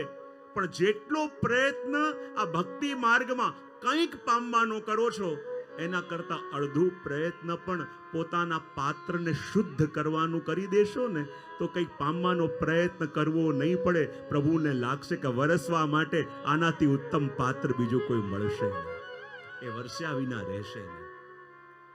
જેટલું પ્રયત્ન, અને ઘણા લોકો કહેતા હોય અમે આટલું કરીએ છીએ તોય પ્રભુ કૃપા કરતા કેમ નથી? ત્યારે કહેવાનું મન થાય કેટલું કરો છો? હા, આટલું કરીને પણ પ્રભુ કૃપા કરતા નથી. એવું શું કરી રહ્યા છે? જે ન કરવું જોઈએ, જે પ્રભુને ન ગમે એ બધું કરીએ છે, અને જે પ્રભુ આપણાથી ચાહે છે એ કાંઈ થતું નથી. અને કહીએ છીએ કે આટલું આપણે કરીએ છીએ. જો આ હૃદયને પાત્ર બનાવી દેશો ને, અમારા પ્રભુ એવા કૃપાળુ છે કે વરસ્યા વિના રહી ન શકે. અને હું તો વૈષ્ણવ માટે અહીંયા સુધી એક વિશ્વાસ રાખું છું કે જેનો જન્મ વૈષ્ણવના ઘરમાં થયો છે અને જેને બ્રહ્મ સંબંધ લીધું છે, પ્રભુની લીલાનો અનુભવ કરવો એ એનો બર્થ રાઈટ છે. પ્રભુની લીલાનો અનુભવ કરવો એનો જન્મસિદ્ધ અધિકાર છે. અને મોટા ભાગના લોકો જે અધિકાર આપણને મળ્યો છે ને, એને પાત્ર બની શકતા નથી. ખાલી પાત્ર બનો. જેમ પેલા ગુરુદેવ હતા, એની પાસે પેલી સ્ત્રી જતી અને કહેતી કે આપની પાસે પેલું મંત્ર છે કે જે મંત્ર જપ કરવાથી પ્રભુના દર્શન થાય, આપ બધાને આપો છો, પણ એ મંત્ર મને કેમ નથી આપતા? ગુરુદેવ કહેતા હજી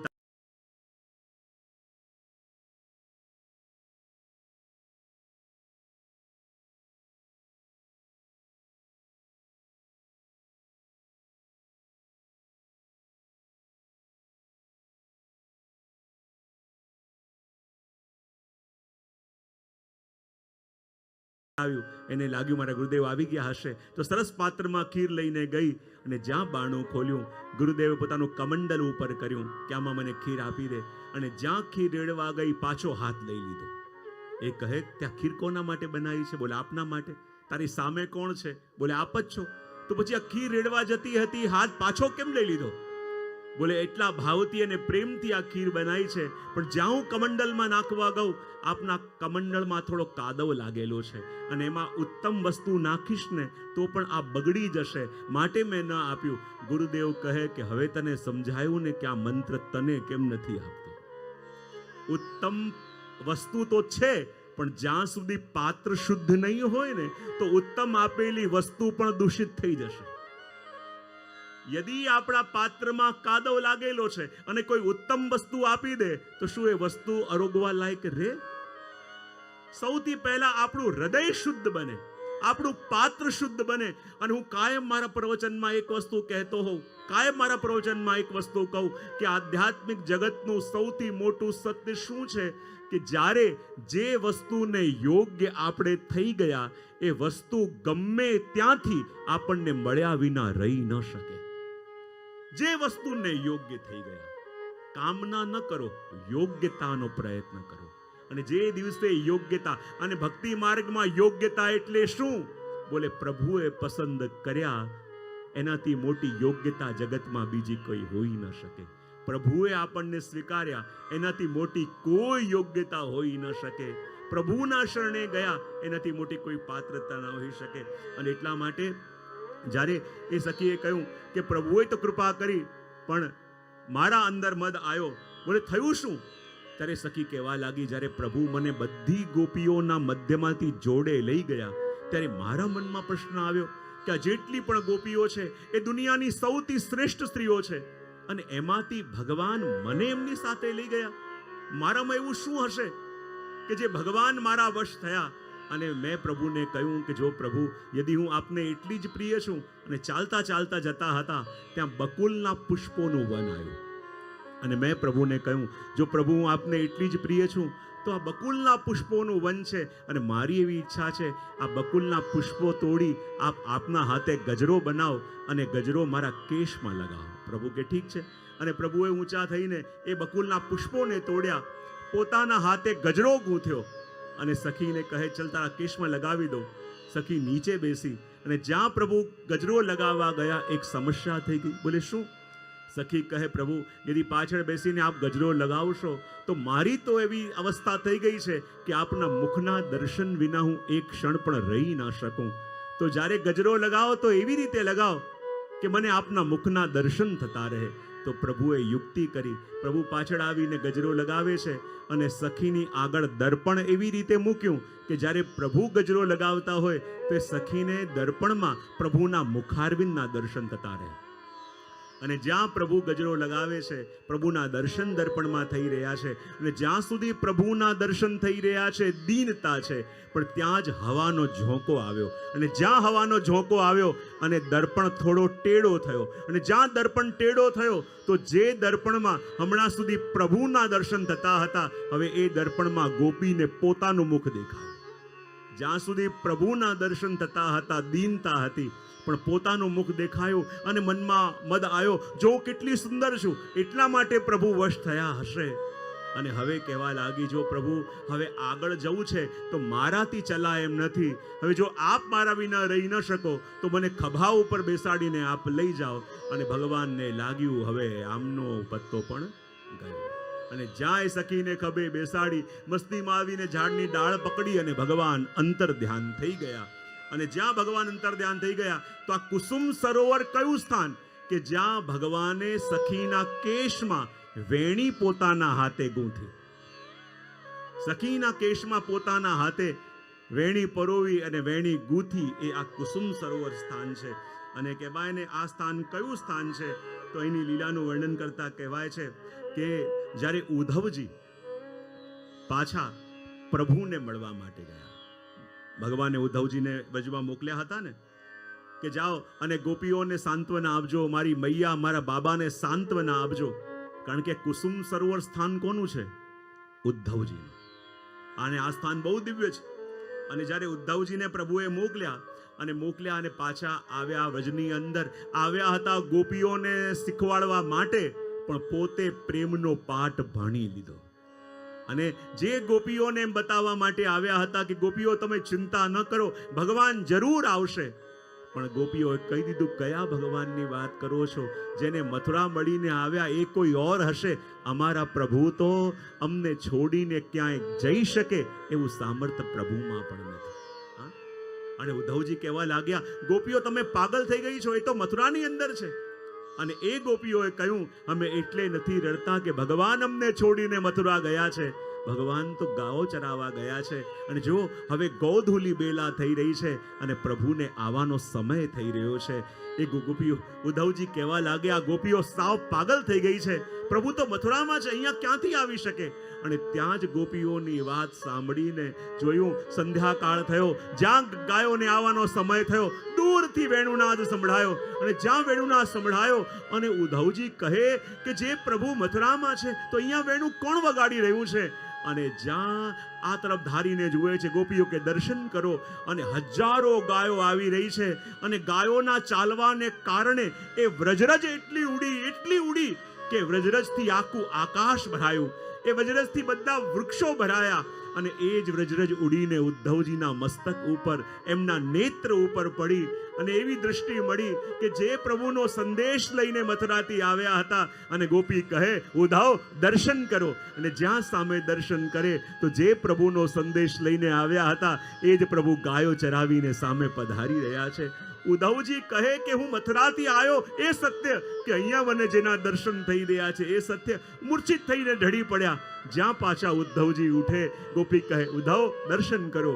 અને કોઈ કુંજમાં જુએ તો રાધાજી સાથે બેસીને પ્રભુ વાતો કરી રહ્યા છે. કોઈ ગોપી કે ઉદ્ધવ અહીંયા દર્શન કરો, ક્યાંક સખાઓ સાથે ખેલી રહ્યા છે. વ્રજની એક પણ એવી કુંજ ન જોઈ કે જ્યાં ભગવાન વિરાજતા ન હોય. અને આવ્યા હતા પ્રેમનો પાઠ ભણાવવા માટે, જ્ઞાન બનાવવા માટે, પણ પ્રેમનો પાઠ ગોપીઓની આગળ ભણ્યા. અને ગોપીઓના શિષ્ય બનીને, ગોપીઓના દાસ બનીને જ્યારે જવાનો સમય આવ્યો ત્યારે છેલ્લે નંદ અને યશોદાજીને મળવા માટે આવ્યા અને કહે કે આજ્ઞા આપો, હું પાછો મથુરા જઉં છું, પણ મને એક વસ્તુ સમજાતી નથી. આટલો પ્રેમ કરવા વાળા ગોપો, આટલા પ્રેમ કરવા વાળી ગોપીઓ, મૈયા, બાબા, આ બધાને મૂકીને પ્રભુ મથુરા શા માટે રહેતા હશે? અને જ્યારે મૈયા આવી, ઉદ્ધવજીના એક હાથમાં માખણની મટકી આપી અને બીજા હાથમાં પ્રભુની વેણુ આપી અને કહે કે એ દેવકીને શું ખબર કે મારા લાલાને ઉઠતાની સાથે જ્યાં સુધી માખણ અને રોટી ન મળે, મારા લાલાને કંઈ ભાવતું નથી અને મારો લાલો કદાચ શરમમાં કંઈ પણ શકતો નહીં હોય. પણ ઉદ્ધવ, આ પ્રભુની વેણુ પણ લેજો અને કહેજો તારી મૈયાએ મોકલી છે. અને દેવકીને જઈને એટલું કહેજો કે આ યશોદાએ એટલું કહેવડાયું છે કે જ્યારે પણ લાલાના દર્શન કરવાનું મન થાય તો મન એટલું વ્યગ્ર થઈ જાય, એટલું વ્યગ્ર થઈ જાય. ખાલી એટલો સંદેશ મારો દેવકીજીને કહેજો કે યશોદાએ કહેવડાયું છે, ઓર કંઈ નહીં તો લાલાને ત્યાં મને દાઈ બનાવીને રાખી લો. યદિ દેવકીને વિપત્તિ આપત્તિ હશે તો કનૈયાને હું ના કહી દઈશ કે મને મૈયા કહીને ન બોલાવતો. ભલે ઘરનો કામ કરીશ, ઘરની પ્રવૃત્તિ કરીશ, પણ લાલાના મુખના દર્શન થઈ જશે તો મને લાગશે કે મને જીવનમાં બધું મળી ગયું. ઉદ્ધવનું હૃદય ભરાઈ આવ્યું કે પ્રભુ આવા પ્રેમ કરવા વાળી મૈયાને મૂકીને કેમ કરીને જઈ શકે? અને જ્યારે એક હાથમાં માખણની મટકી છે, એક હાથમાં વેણું છે, અને ઉદ્ધવજીએ કહ્યું કે વ્રજમાં જ્યારે આવ્યો મારા બંને હાથ ખાલી હતા, પણ જ્યારે વ્રજમાંથી જઈ રહ્યો છું મારા બંને હાથ ભરેલા છે. એવા વ્રજને છોડીને પ્રભુ શા માટે ગયા હશે? અને જ્યારે ઉદ્ધવજી મથુરા ગયા અને જ્યારે પ્રભુ પ્રતીક્ષામાં હતા કે મારો ઉદ્ધવ ક્યારે આવશે, મારો ઉદ્ધવ ક્યારે આવશે, અને જ્યારે પ્રભુને એ સમાચાર મળ્યા કે વ્રજમાંથી ઉદ્ધવજી આવી રહ્યા છે અને પ્રભુ વ્યાકુલ થઈ ગયા કે મારા વ્રજમાંથી ઉદ્ધવ આવી રહ્યો છે. અને જ્યાં પ્રભુના કક્ષની અંદર ઉદ્ધવજીએ પ્રવેશ કર્યો, પ્રભુ દોડતા દોડતા ગયા, ઉદ્ધવજીના ચરણોમાં પડી ગયા, ઉદ્ધવજીને હૃદયથી લગાવે છે કે ઉદ્ધવ તું મારા વ્રજમાં જઈને આવ્યો છે, તારા શરીર ઉપર મારા વ્રજની રજ લાગેલી છે, મારા ગોપીજનોના ચરણોની રજ લાગેલી છે, અને એટલે હું તને મારા હૃદયથી લગાવું છું કે વ્રજરજનો અનુભવ મને થાય. અરે ઉદ્ધવ બતાવો મારી મૈયા કેમ છે? અરે ઉદ્ધવ બતાવો મારી ગોપીઓ, મારા સખા, મારી ગૈયાઓ કેમ છે? અરે ઉદ્ધવ બતાવો મારા બાબા શું કહેતા હતા? ભગવાન બોલતા જાય છે, બોલતા જાય છે, પણ ઉદ્ધવજી એક શબ્દ પણ બોલતા નથી. જ્યારે બ્રજમાંથી પ્રભુ આવ્યા, ઉદ્ધવજી આવ્યા, અને આજે ઉદ્ધવજીના હૃદયમાં નારાજગી છે કે પ્રભુ અહીંયા મથુરામાં એવું શું છે? એટલા પ્રેમ કરવા વાળી મૈયા આજે એક એક પલ આપના વિના એવી રીતે જીવે છે કે જાણે એક એક યુગ વીતતો હોય. તો એને છોડીને આપ પ્રભુ કેમ કરીને અહીંયા રહી શકો? અને ઉદ્ધવજીને જોઈને પ્રભુ કહે, અરે ઉદ્ધવ કહે તો સહી, અરે ઉદ્ધવ કંઈ બોલ તો સહી, મારી મૈયાએ શું કહેવડાયું છે? ત્યારે ઉદ્ધવજી બોલ્યા, પ્રભુ ખોટું ન માનશો, પણ વચમાં જઈને એક વસ્તુ હું જાણીને આવ્યો છું કે પ્રભુ ભલે દુનિયાના લોકો આપને કહેતા હોય કે આપ કરુણા વરુણા લે છો, કરુણાના સાગર છો, દયાના સાગર છો, પણ વચમાં જઈને એક વસ્તુ હું સમજીને આવ્યો છું કે પ્રભુ આપનાથી નિષ્ઠુર વ્યક્તિ બીજો કોઈ નથી. એ તડપતી માને મૂકીને, એ તડપતા નંદ બાવાને મૂકીને, એ આપના માટે આંસુ સારતી ગોપીઓને, જે ગાયો આપને જોઈ જોઈને જીવતી હતી, અને એ ગાયોને મૂકીને પ્રભુ આપ મથુરામાં કેમ કરીને રહી શકો? ક્યારેય જોવાનું મન થતું નથી કે આપ તો જેને મૂકીને આવ્યા, પણ આપના વિયોગમાં, આપના એ તાપમાં એ પલ પલ ગોપીઓ કેવી રીતે રહી રહી છે? પ્રભુ હું જાણી ગયો છું કે આપની અંદર કોઈ દયા નથી, આપ કોઈને પ્રેમ કરી જ ન શકો. ભલે લોકો આપને પ્રેમ કરતા હોય, પણ પ્રભુ આપ શું જાણો પ્રેમ શું હોય? પ્રભુ આપ કેટલા કઠોર છો. ઉદ્ધવજી આજે પ્રભુને સંભળાવતા ગયા, એવા કઠોર શબ્દો પણ ઉદ્ધવજી આજે પ્રભુને બોલે છે કે જે કોઈ સાંભળી ન શકે. પણ પ્રભુ એક શબ્દ બોલતા નથી. બસ પ્રભુની આંખોમાંથી દળ દળ આંસુ વહી રહ્યા છે. અને જ્યાં પ્રભુની આંખોમાંથી દળ દળ આંસુ વહે અને જ્યાં ઉદ્ધવજીએ બોલવાનું બંધ કર્યું, પ્રભુ કંઈ ન કહ્યું, માત્ર પોતાનો પિતાંબર સરકાયો. અને જ્યાં પિતાંબર સરકાયું અને ઉદ્ધવજીએ શું જોયું કે જ્યાં એક એક ગોપીના દર્શન કરીને આવ્યા હતા અને જ્યાં પ્રભુએ પિતાંબર સરકાયું તો પ્રભુના એક એક રોમમાં એક એક ગોપીજનોના દર્શન ઉદ્ધવજીને થયા. અને જ્યાં એક એક રોમની અંદર ગોપીજનોના દર્શન થયા અને ત્યારે ઉદ્ધવજીને લાગ્યું કે એક એક ગોપીના વિરહને તો હું જોઈને આવ્યો, પણ એક એક ગોપી જે પ્રભુના એક એક રોમમાં બિરાજતી હોય એ પ્રભુનો વિયોગ અને એ પ્રભુનો તાપ કેવો હશે એ કદાચ આ સંસારમાં કોઈએ કલ્પના કરવાનો સાહસ પણ નથી કર્યો. ગોપીઓના વિરહ માટે ખૂબ ગવાયું, ગોપીઓના વિયોગ માટે ખૂબ કહેવાયું, પણ એક એક ગોપી જેના એક એક રોમમાં વસે છે એ પ્રભુનો વિયોગ અને પ્રભુનો તાપ કેવો હશે એ જાણવાનું કે એ વર્ણન કરવાનું તો આ સુધી કોઈની પાસે સામર્થ પણ નથી આવ્યું કે કોઈ વર્ણન કરી શકે. અને જ્યારે આ દ્રશ્ય જોયું, ઉદ્ધવજીએ ક્ષમા માંગી, પ્રભુના ચરણોમાં પડી ગયા અને કહેવા લાગ્યા, પ્રભુ મારાથી ખૂબ મોટો અપરાધ થયો કે હું માની બેઠો કે આપ ગોપીઓને મૂકીને અહીંયા આવી ગયા છો. પ્રભુ આપ અને ગોપીઓ બંને અલગ અલગ જગ્યાએ છે કે અલગ અલગ છે એ માનવું એનાથી મોટો કોઈ અપરાધ નથી. જેમ ગોપીઓના રોમ રોમની અંદર પ્રભુના દર્શન થયા હતા અને આજે એ જ પ્રભુના રોમ રોમની અંદર જ્યારે ગોપીઓના દર્શન થયા અને ઉદ્ધવજી મગ્ન બની ગયા અને મગ્ન બનીને કહેવા લાગ્યા, પ્રભુ આ દર્શન કરીને હું ધન્ય થયો. અને થોડા સમય પછી ફરી ઉદ્ધવજીને ઈચ્છા થઈ કે હું વ્રજમાં જાઉં અને એ વિચાર કરીને ઉદ્ધવજી આવ્યા અહીંયા કુસુમ સરોવર.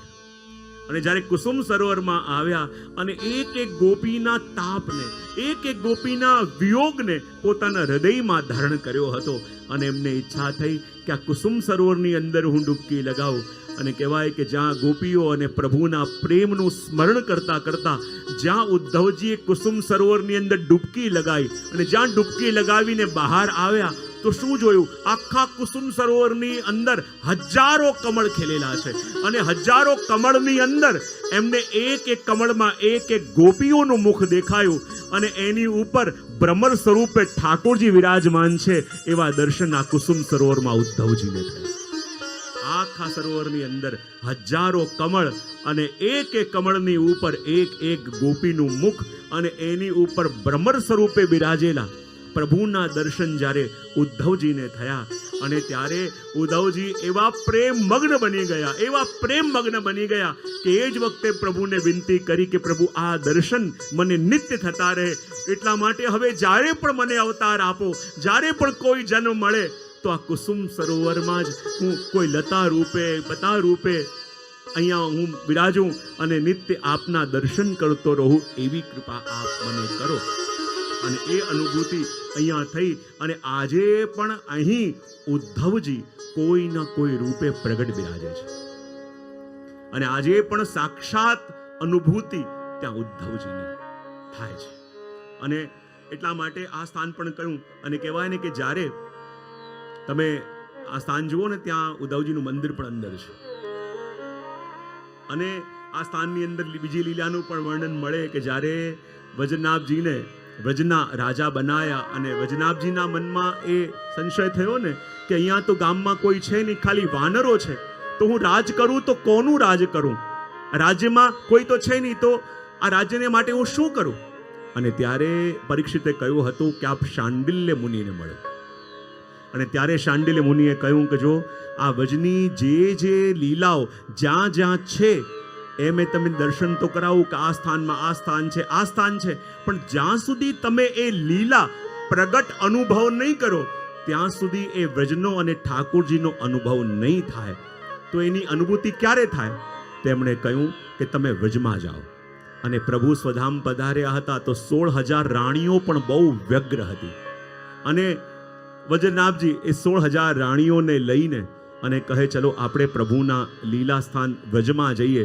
અને કદાચ વજમાં જઈએ તો વજમાં જઈને એ પ્રભુની લીલાઓનું દર્શન કરીને આપણું મન શાંત થાય, આપણું મન દિવ્ય થાય, આપણું મન પવિત્ર થાય.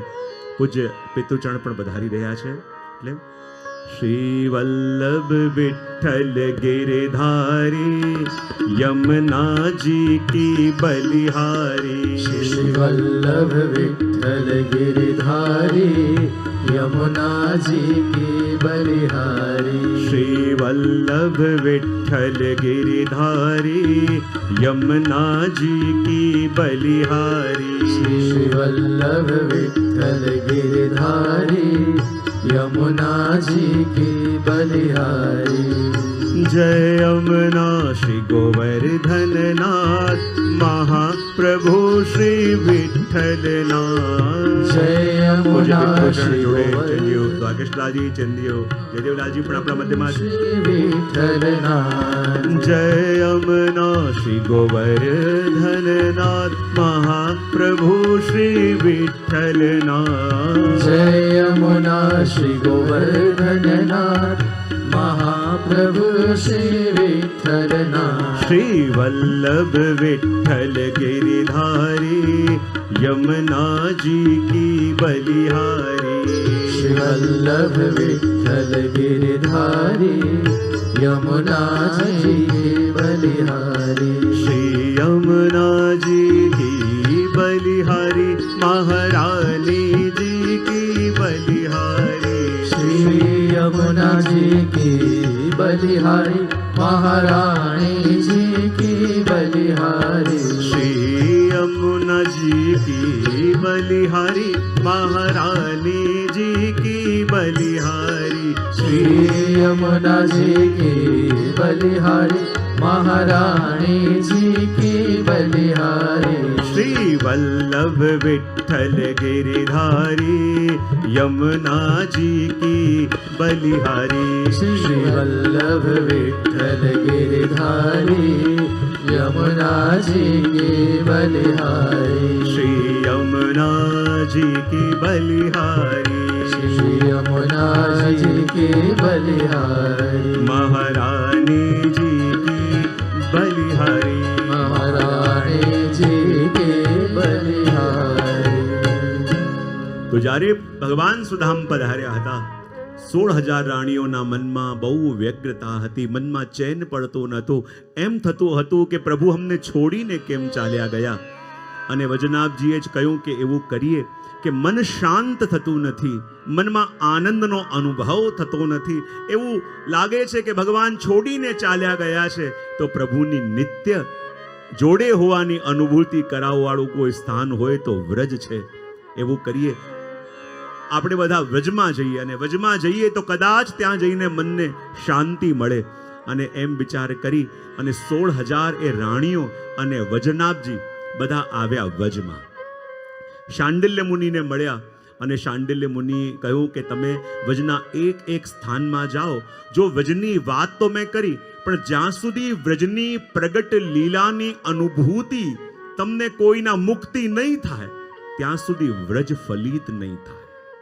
જો વ્રજની લીલાનું ગાન પણ જ્યારે કોઈ રસિક ભક્તો દ્વારા કરીએ ને, જ્યારે એ અનુભવી ભક્તો દ્વારા કરીએ ત્યારે ફલિત થાય. કહેવાય કે વૃંદાવનમાં કોઈ બહુ મોટા સંત થયા, એની પાસે જઈને કોઈએ ત્યાં વ્રજની લીલાનું પદ ગાયું, ત્યારે એમણે કહ્યું કે મને સાચું બતાવ કે તું ક્યારે પણ વ્રજરજમાં લોટ્યો છે? બોલે ના. કોઈ રસિક ભક્તોનો સંગ કર્યો છે તે જીવનમાં? બોલે ના. તો આ તારી કોરી કલ્પના છે, અનુભૂતિ નથી. જ્યાં સુધી એ રસમાં ડૂબેલા સાથે એ રસમાં ડૂબેલા હોય, એનો સંગ ન થયો હોય, એ વ્રજની રજમાં લોટ્યો ન હોય, તો આ વ્રજરસ તારા હૃદયમાં પ્રગટે કેવી રીતે? કલ્પના બધા કરે પણ આમાં અનુભૂતિ નથી. કદાચ તને સાહિત્યનું જાણકારી છે, તું સારા શબ્દો ગોઠવી શકે, તું સારા શબ્દોના શૃંગાર કરી શકે, પણ એ રસિક અનુભૂતિ આની અંદર આવી ન શકે.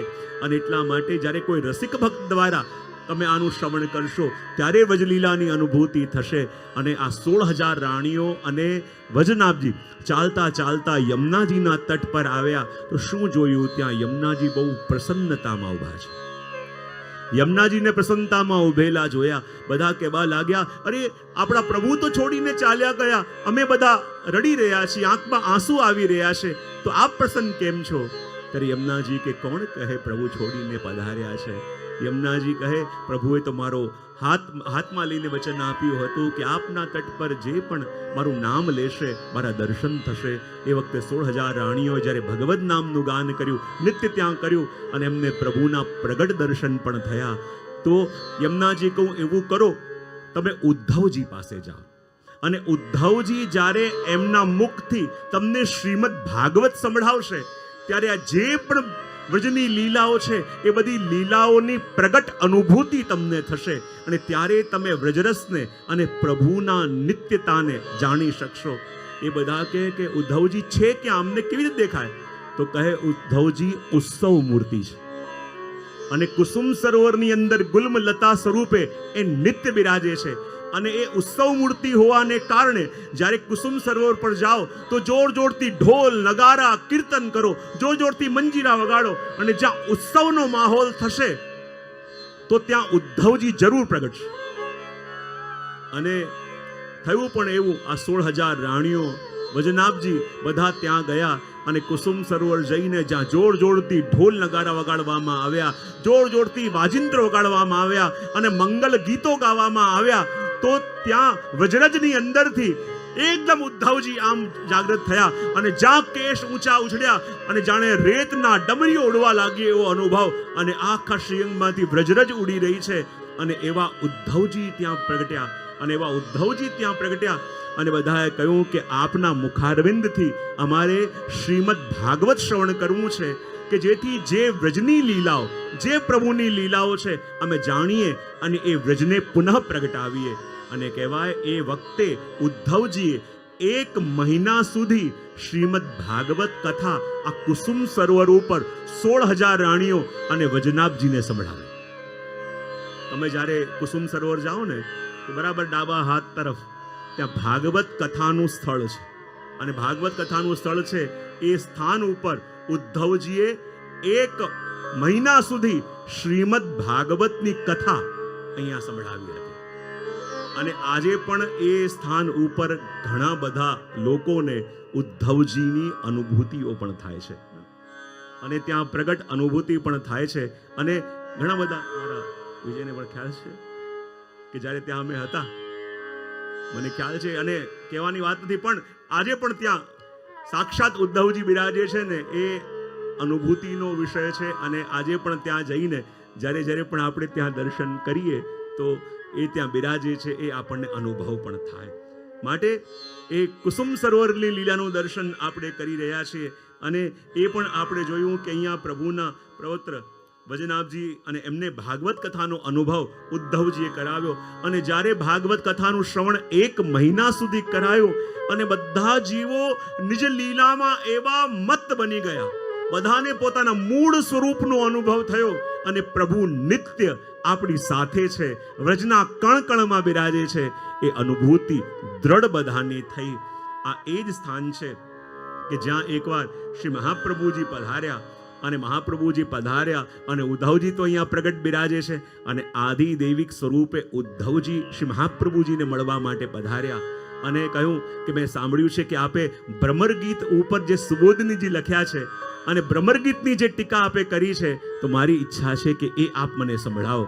ત્યારે મહાપ્રભુજી કહે, યાત્રામાં અગ્રસર થવાનું છે, વિષય તો વિસ્તારનો છે, પણ ઉદ્ધવજીએ કહ્યું કે આપ કંઈક એનો અર્થ કરો. તો શ્રી મહાપ્રભુજીએ માત્ર એક જ શબ્દ મધુપ, ભ્રમર ગીતનો માત્ર એક જ પદ મધુપ ઉપર જ્યારે બોલવાનો પ્રારંભ કર્યો, ત્યારે એમ કહેવાય છે કે 3 પ્રહર સુધી, એટલે કે 9 કલાક સુધી ખાલી મધુપ શબ્દની ઉપર વ્યાખ્યા કરી. અને જ્યારે 9 કલાક પૂરા થયા, આપને લાગ્યું હજી ઘણું કહેવાનું બાકી રહી ગયું છે, કહું વિસ્તાર કર્યો, હજી આપ કંઈક કહો. ત્યારે કહેવાય કે 9 પ્રહર એટલે કે 27 કલાક સુધી એનું વર્ણન ચાલતું રહ્યું, તો પણ લાગ્યું કંઈક બાકી રહ્યું છે. અને જ્યારે હજી એ મધુપ શબ્દની ઉપર શ્રી મહાપ્રભુજી બોલવાનો પ્રારંભ કર્યો, તે વર્ણન 12 પ્રહર એટલે કે 36 કલાક સુધી અખંડ ખાલી ભ્રમર ગીતના એક જ શબ્દ મધુપની વ્યાખ્યા શ્રી મહાપ્રભુજીએ કરી. અને એવો અલૌકિક રસ ત્યાં પ્રગટ્યો. અને અલૌકિક રસનો અનુભવ પણ ત્યાં બધાને થયો. અને જો હવે આપણો પ્રવેશ શ્રી ગિરિરાજજીના સ્થાનમાં થઈ ગયો છે, અને ગિરિરાજજીના સ્થાનમાં થઈ ગયો છે, અને આપણે બધા જાણીએ છીએ કે શ્રી ગિરિરાજ બાવા, આપણે જાણીએ કે સ્વયં સ્વામીજીના મનમાં જાગેલો મનોરથ કે પ્રભુ એવું સ્થાન હોય જ્યાં હું નિત્ય આપની સાથે વિરાજું, જ્યાં નિત્ય આપ મારી સાથે વિરાજો. અને ગોલોક ધામમાં પ્રભુના હૃદયમાંથી જે પ્રગટ્યા શ્રી ગિરિરાજ બાવા, દ્રોણગીરીને ત્યાં પ્રગટ્યા શાલમલી દ્વીપમાં, અને ત્યાંથી પુલસ્ત મુનિ લઈને પધાર્યા વ્રજની અંદર. અને એ શ્રી ગિરિરાજ બાવા એવા, બધા કહે છે કે ગિરિરાજ બાવાને પુલસ્ત મુનિનો શ્રાપ મળ્યો કે જે પલ પલ તિલ તિલ ધસે છે. પહેલા આપણે જતા તો શ્રી ગિરિરાજજીનું સ્વરૂપ ઘણું ઊંચું જોવા મળતું, પણ જ્યારે પણ આપણે પાછા જઈએ લાગે કે સ્વરૂપ નાનું થઈ રહ્યું છે. ભલે પુલસ્ત મુનિનો શ્રાપ છે કે તિલ તિલ ધસે છે, તો આપણને લાગે તલ તલ ધસે છે, તો ગિરિરાજ બાબા પધારે છે ક્યાં? તો કેટલાક રસિક ભક્તો અર્થ કરે છે કે ગિરિરાજ બાબા તલ તલ ઘટી રહ્યા છે, અને ઘટી રહ્યા છે તો જઈ ક્યાં રહ્યા છે? તો કહેવાય ગિરિરાજ બાવાને બહુ તાપ થાય કે જ્યારે મારા જીવો દૂર દૂરથી ચાલી ચાલીને મારા દર્શન કરવા માટે આવે, દૂર દૂરથી મારા ભક્તો જ્યારે મારી પાસે આવે અને મારા દર્શન કરીને એટલો તાપ એમના હૃદયમાં હોય, તો ગિરિરાજ બાવા કે હું પણ બેચેન થઈ જાઉં છું કે એમને મારા હૃદયથી કેવી રીતે લગાવું. અને એટલા માટે ગિરિરાજ બાવા તલ તલ ઘટે છે, એનો મતલબ એમ કે શિલાનું સ્વરૂપ બદલી અને વ્રજરજનું સ્વરૂપ ગિરિરાજ બાવા ધારણ કરી રહ્યા છે. કે જ્યારે મારા સાનિધ્યમાં આવીને કોઈ દંડવત કરે તો વ્રજરજ રૂપે ગિરિરાજ બાવા એને પણ પોતાના હૃદયથી લગાવે અને એની સાથે પધારે. પણ જુઓ, જ્યારે જ્યારે પણ આપણે ગિરિરાજજીના રેન્જમાં આવી ગયા અને ગિરિરાજજીના એ સ્થાનમાં આપણે આવી ગયા, તો એક વસ્તુ યાદ રાખવાની કે જ્યારે જ્યારે ગિરિરાજજીના સ્થાનમાં પાલ પડ્યા હોય ત્યારે યાત્રામાં રોજ સૂચના અપાય કે જાણતા અજાણતા પણ કોઈ ગિરિરાજજીના સ્વરૂપને પધરાવીને લાવતા. બહુ સરસ. તો પણ વૈષ્ણવ માનતા નથી અને પધરાવીને લઈ. બહુ સરસ. અને ગિરિરાજ બાવા તો પ્રગટ દેવ છે, અને તમે જો યાત્રામાં કોઈ ચૂપચાપ પધરાવીને લાવ્યો ને એવો વરસાદ આવે કે એનાઉન્સમેન્ટો કરાવવી પડે કે જે પધરાવીને લાવ્યા હો લઈ આવો. અને કહે કે અમારે લાવવા નતા એ તો કોઈ કે ત્યાં અમને આપ્યા કે લઈ આવો. એક વસ્તુ યાદ રાખજો, વ્રજમાં જ્યારે જઈએ ત્યારે યમુના જલ સિવાય અને ત્યાં જે વ્રજરજ મળું આપણે લઈએ ચરણામૃત, એના સિવાય વ્રજની કોઈ વસ્તુ લાવવાનો આપણો અધિકાર નથી. વ્રજની અંદર રહેલી એક એક કણ પણ ભગવદ લીલા સામગ્રી છે, અને ભગવદ લીલા સામગ્રીને દૂર લઈ જવાનો આપણો અધિકાર નથી.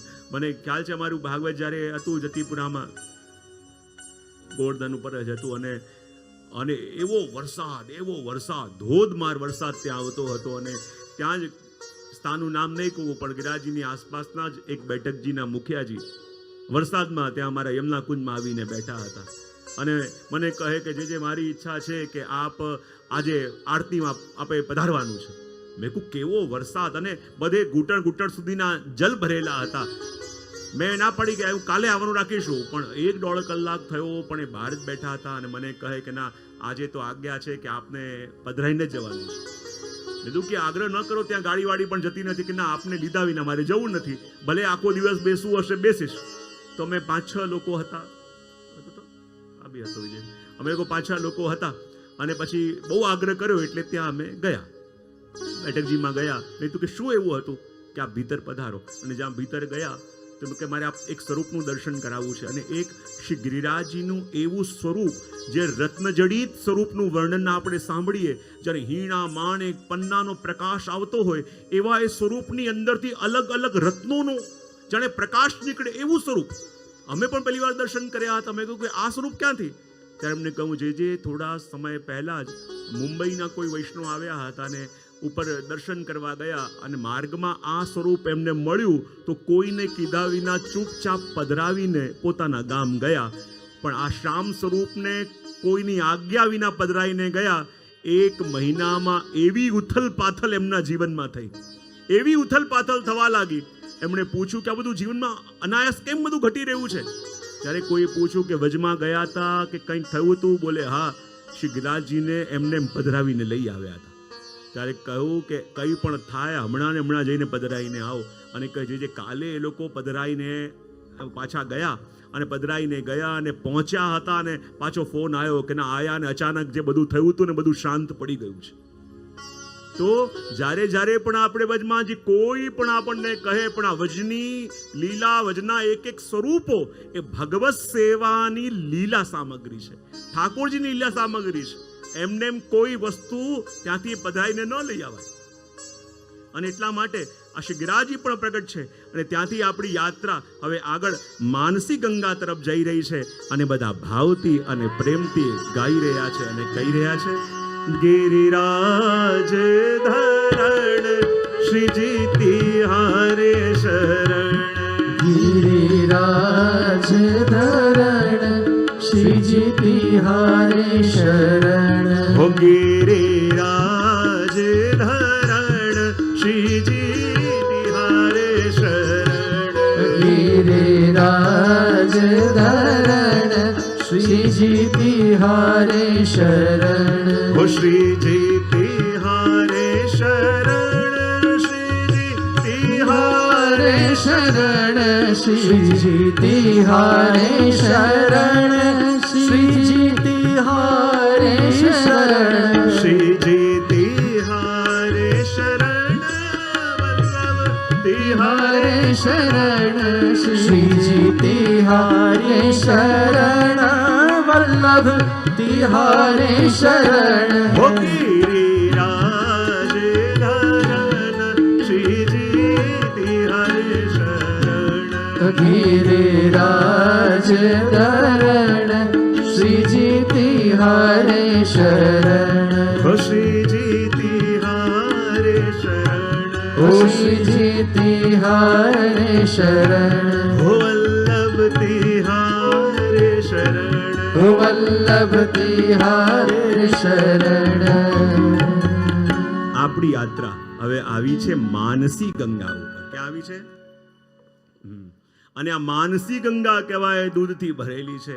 અને એમ કહેવાય કે જ્યારે નંદ બાબાને જ્યારે ગોવર્ધન પૂજા પણ કરવાની હતી, કહેવાય ને કે જ્યારે ભગવાને પેલા દૈત્યને માર્યો જે ગૌરૂપ હતો અને કહ્યું કે શુદ્ધિ કરવી હોય તો ગંગા સ્નાન કરવું પડશે. તો પ્રભુ કે હું ગંગાજીમાં સ્નાન કરવા ક્યાં જાઉં? તો ભગવાને પોતાના હૃદયમાંથી અલૌકિક ગંગાજીને પ્રગટ કર્યા અને હૃદયમાંથી અલૌકિક ગંગાજીને પ્રગટ કરી જે આ કુંડ ભરાયું એનું નામ પડ્યું માનસી ગંગા. અને જ્યારે ગોવર્ધન પૂજા પણ થઈ અને ગોવર્ધન પૂજા વખતે પણ પ્રભુ સૌથી પહેલા ગિરિરાજ બાબા સ્નાન કરે તો શેનાથી? માનસી ગંગા જલ નવાય કે પાછે દૂધ ધોરી કો. અને માનસી ગંગાથી આપ સ્નાન કરે છે. અને કહેવાય કે માનસી ગંગા એ કોનું દ્વાર કહેવાય? નંદદાસજીનું. કોનું દ્વાર? નંદદાસજી. જે ગિરિરાજજીના અંદર અષ્ટદ્વાર છે અને અષ્ટદ્વારમાંથી, કારણ કે આપણે ત્યાં કહેવાય ને કે પ્રગટ ગોલોક ધામ ક્યાં છે? બોલે શ્રી ગિરિરાજ બાવાના ભીતર. અને એ ગોલોક ધામમાં પ્રવેશમાં 8 દ્વાર અને એમાંથી એક દ્વાર છે આ માનસી ગંગા. અને એ દ્વારના મુખિયા કોણ છે? બોલે નંદદાસજી. કોણ છે? નંદદાસજી. અને આપણે જાણીએ છીએ ને કે નંદદાસ કોણ? બોલે તુલસીદાસજીના ત્રાય ભાઈ. અને તુલસીદાસજી અને નંદદાસજીના પરિવારમાં પરંપરાથી અખંડ રામ ભક્તિ ચાલે. પણ જ્યારે નંદદાસજી એક યાત્રાના સંગમાં જતા હતા અને તુલસીદાસજીને લાગ્યું કે આ ગમે ત્યાં ભટકી જશે, બહુ ચિંતા થતી હતી. પણ નંદદાસજી યાત્રાના સંગમાં ગયા, મથુરા આવ્યા, ત્યાંથી પાછા ત્યારે ગયા અને એક સ્ત્રીના સ્વરૂપમાં મોહિત થયા. અને એ સ્ત્રી પણ વૈષ્ણવ હતી અને કહેવાય એની આડીથી યમુનાજી સુધી પહોંચ્યા. અને યમુનાજીએ કૃપા કરી શ્રી ગુસાઈજીના અને શ્રીનાથજીના શરણ સુધી એમને લઈ ગયા. અને કહેવાય ને કે જ્યારે હવે વ્રજમાં જ રહેવા લાગ્યા અને ગોકુલમાં રહેવા લાગ્યા તો તુલસીદાસજીને ચિંતા થઈ કે મારો ભાઈ ગયો છે અને જઈને ગોકુળમાં વસી ગયો છે. અને વસી ગયો છે એને પ્રકૃતિ બહુ ગમે છે. કદાચ ત્યાંના વૃક્ષો ગમી ગયા હોય, કદાચ ત્યાંનું ગાંવ ગમી ગયું હોય, કદાચ યમુનાજીની લહેર ગમી ગઈ હોય, કદાચ શ્રી ગિરિરાજજી ગમી ગયા હોય. એને આ પ્રકૃતિનો બહુ શોખ છે. તો પાછો કઈ રીતે લાવ? તો તુલસીદાસજી એમને પત્ર લખ્યો અને પત્ર લખીને કહ્યું કે જો તને ગામ ગમે તો હું તને અયોધ્યા લઈ જાઉં, તને પર્વત ગમે તો ચિત્રકૂટ ચાલ, તને વન ગમે તો દંડકારણ્ય ચાલ, આ બધા મારા પ્રભુ રામના ધામ છે.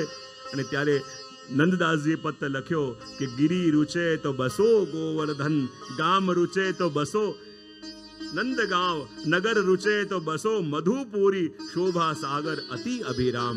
અને ત્યારે તુલસીદાસજીને લાગ્યું કે હવે આ એમને એમ હાથમાંથી આવે એમ લાગતો નથી, હાથમાંથી ગયો એમ લાગે છે. પત્રમાં લખ્યું કે જો આપણા ઈષ્ટ તો પ્રભુ રામ છે તો પછી એમને છોડીને તું કૃષ્ણનું ગુણગાન કેમ કરે છે? વ્યભિચાર તે કર્યો. ત્યારે નંદદાસજીએ લખ્યું કે સ્વામી તો મારા રામ છે, પણ જ્યારે એમની સાથે લગ્ન થવાના હતા અને આ કૃષ્ણ ક્યાંકથી આયા અને મારા મનનું હરણ કરીને લઈ ગયા તો હું શું કરું? અને તો વરવાવાળા પણ છે અને હરવાવાળા પણ છે. અને ત્યારે નંદદાસજીની વાત સાંભળીને તુલસીદાસજીને લાગ્યું કે હવે મારે પોતે જ વજમાં જવું પડશે.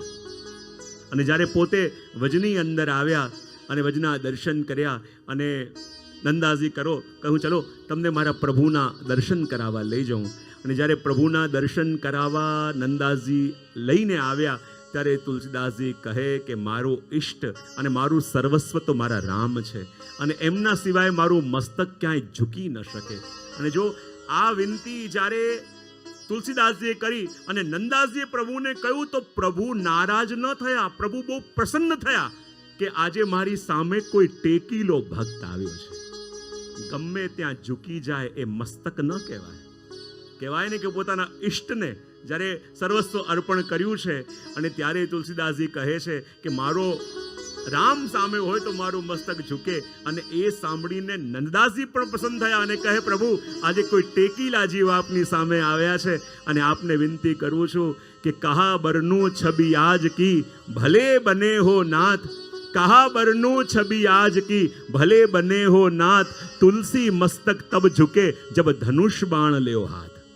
પ્રભુ આપ તો રાસના રચેતા છો, બંસીના બજૈયા છો, પણ આજે કોઈ ટેકીલો ભક્ત આપની પાસે આવ્યો છે કે જેની આશક્તિ આપના જ રામ સ્વરૂપમાં છે. તો પ્રભુ રામ સ્વરૂપે દર્શન આપો તો એનું મસ્તક ઝુકે. અને જ્યાં આટલી વિનંતી નંદદાસજીએ કરી અને ત્યાં જ કિત મુરલી કિત ચંદ્રિકા કિત ગોપિન કો સાથ, कित मुरली कित चंद्रिका कित गोपिन को साथ और अपने जन के कारणे कृष्ण बने रघुनाथ. અને ત્યાં પ્રભુએ પોતાની વેણુ પધરાવી અને ધનુષ બાણ લઈને તુલસીદાસજીને દર્શન આપ્યા. અને ત્યારે તુલસીદાસજીએ વંદન પણ આપને કર્યા. જો હું ઘણીવાર મારા પ્રવચનની અંદર બે શબ્દો કહેતો હોઉં છું, એક સ્વાનુભાવ અને બીજું સાક્ષાત્કાર. આપણા માર્ગમાં આ બે શબ્દો તમે વધારે સાંભળ્યા હશે અને એમાં સ્વાનુભાવ શબ્દ વધારે સાંભળ્યો હશે. તો સ્વાનુભાવ અને સાક્ષાત્કાર આ બંને એક જ છે કે અલગ અલગ છે?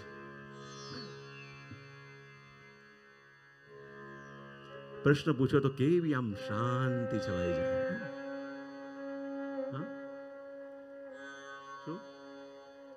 સાક્ષાત્કાર અને સ્વાનુભાવ બંને એક જ છે કે અલગ અલગ છે?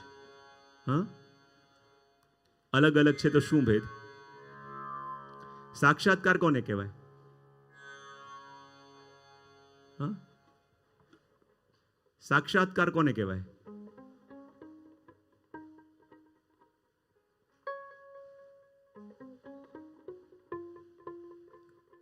સાક્ષાત્કાર કોને કહેવાય?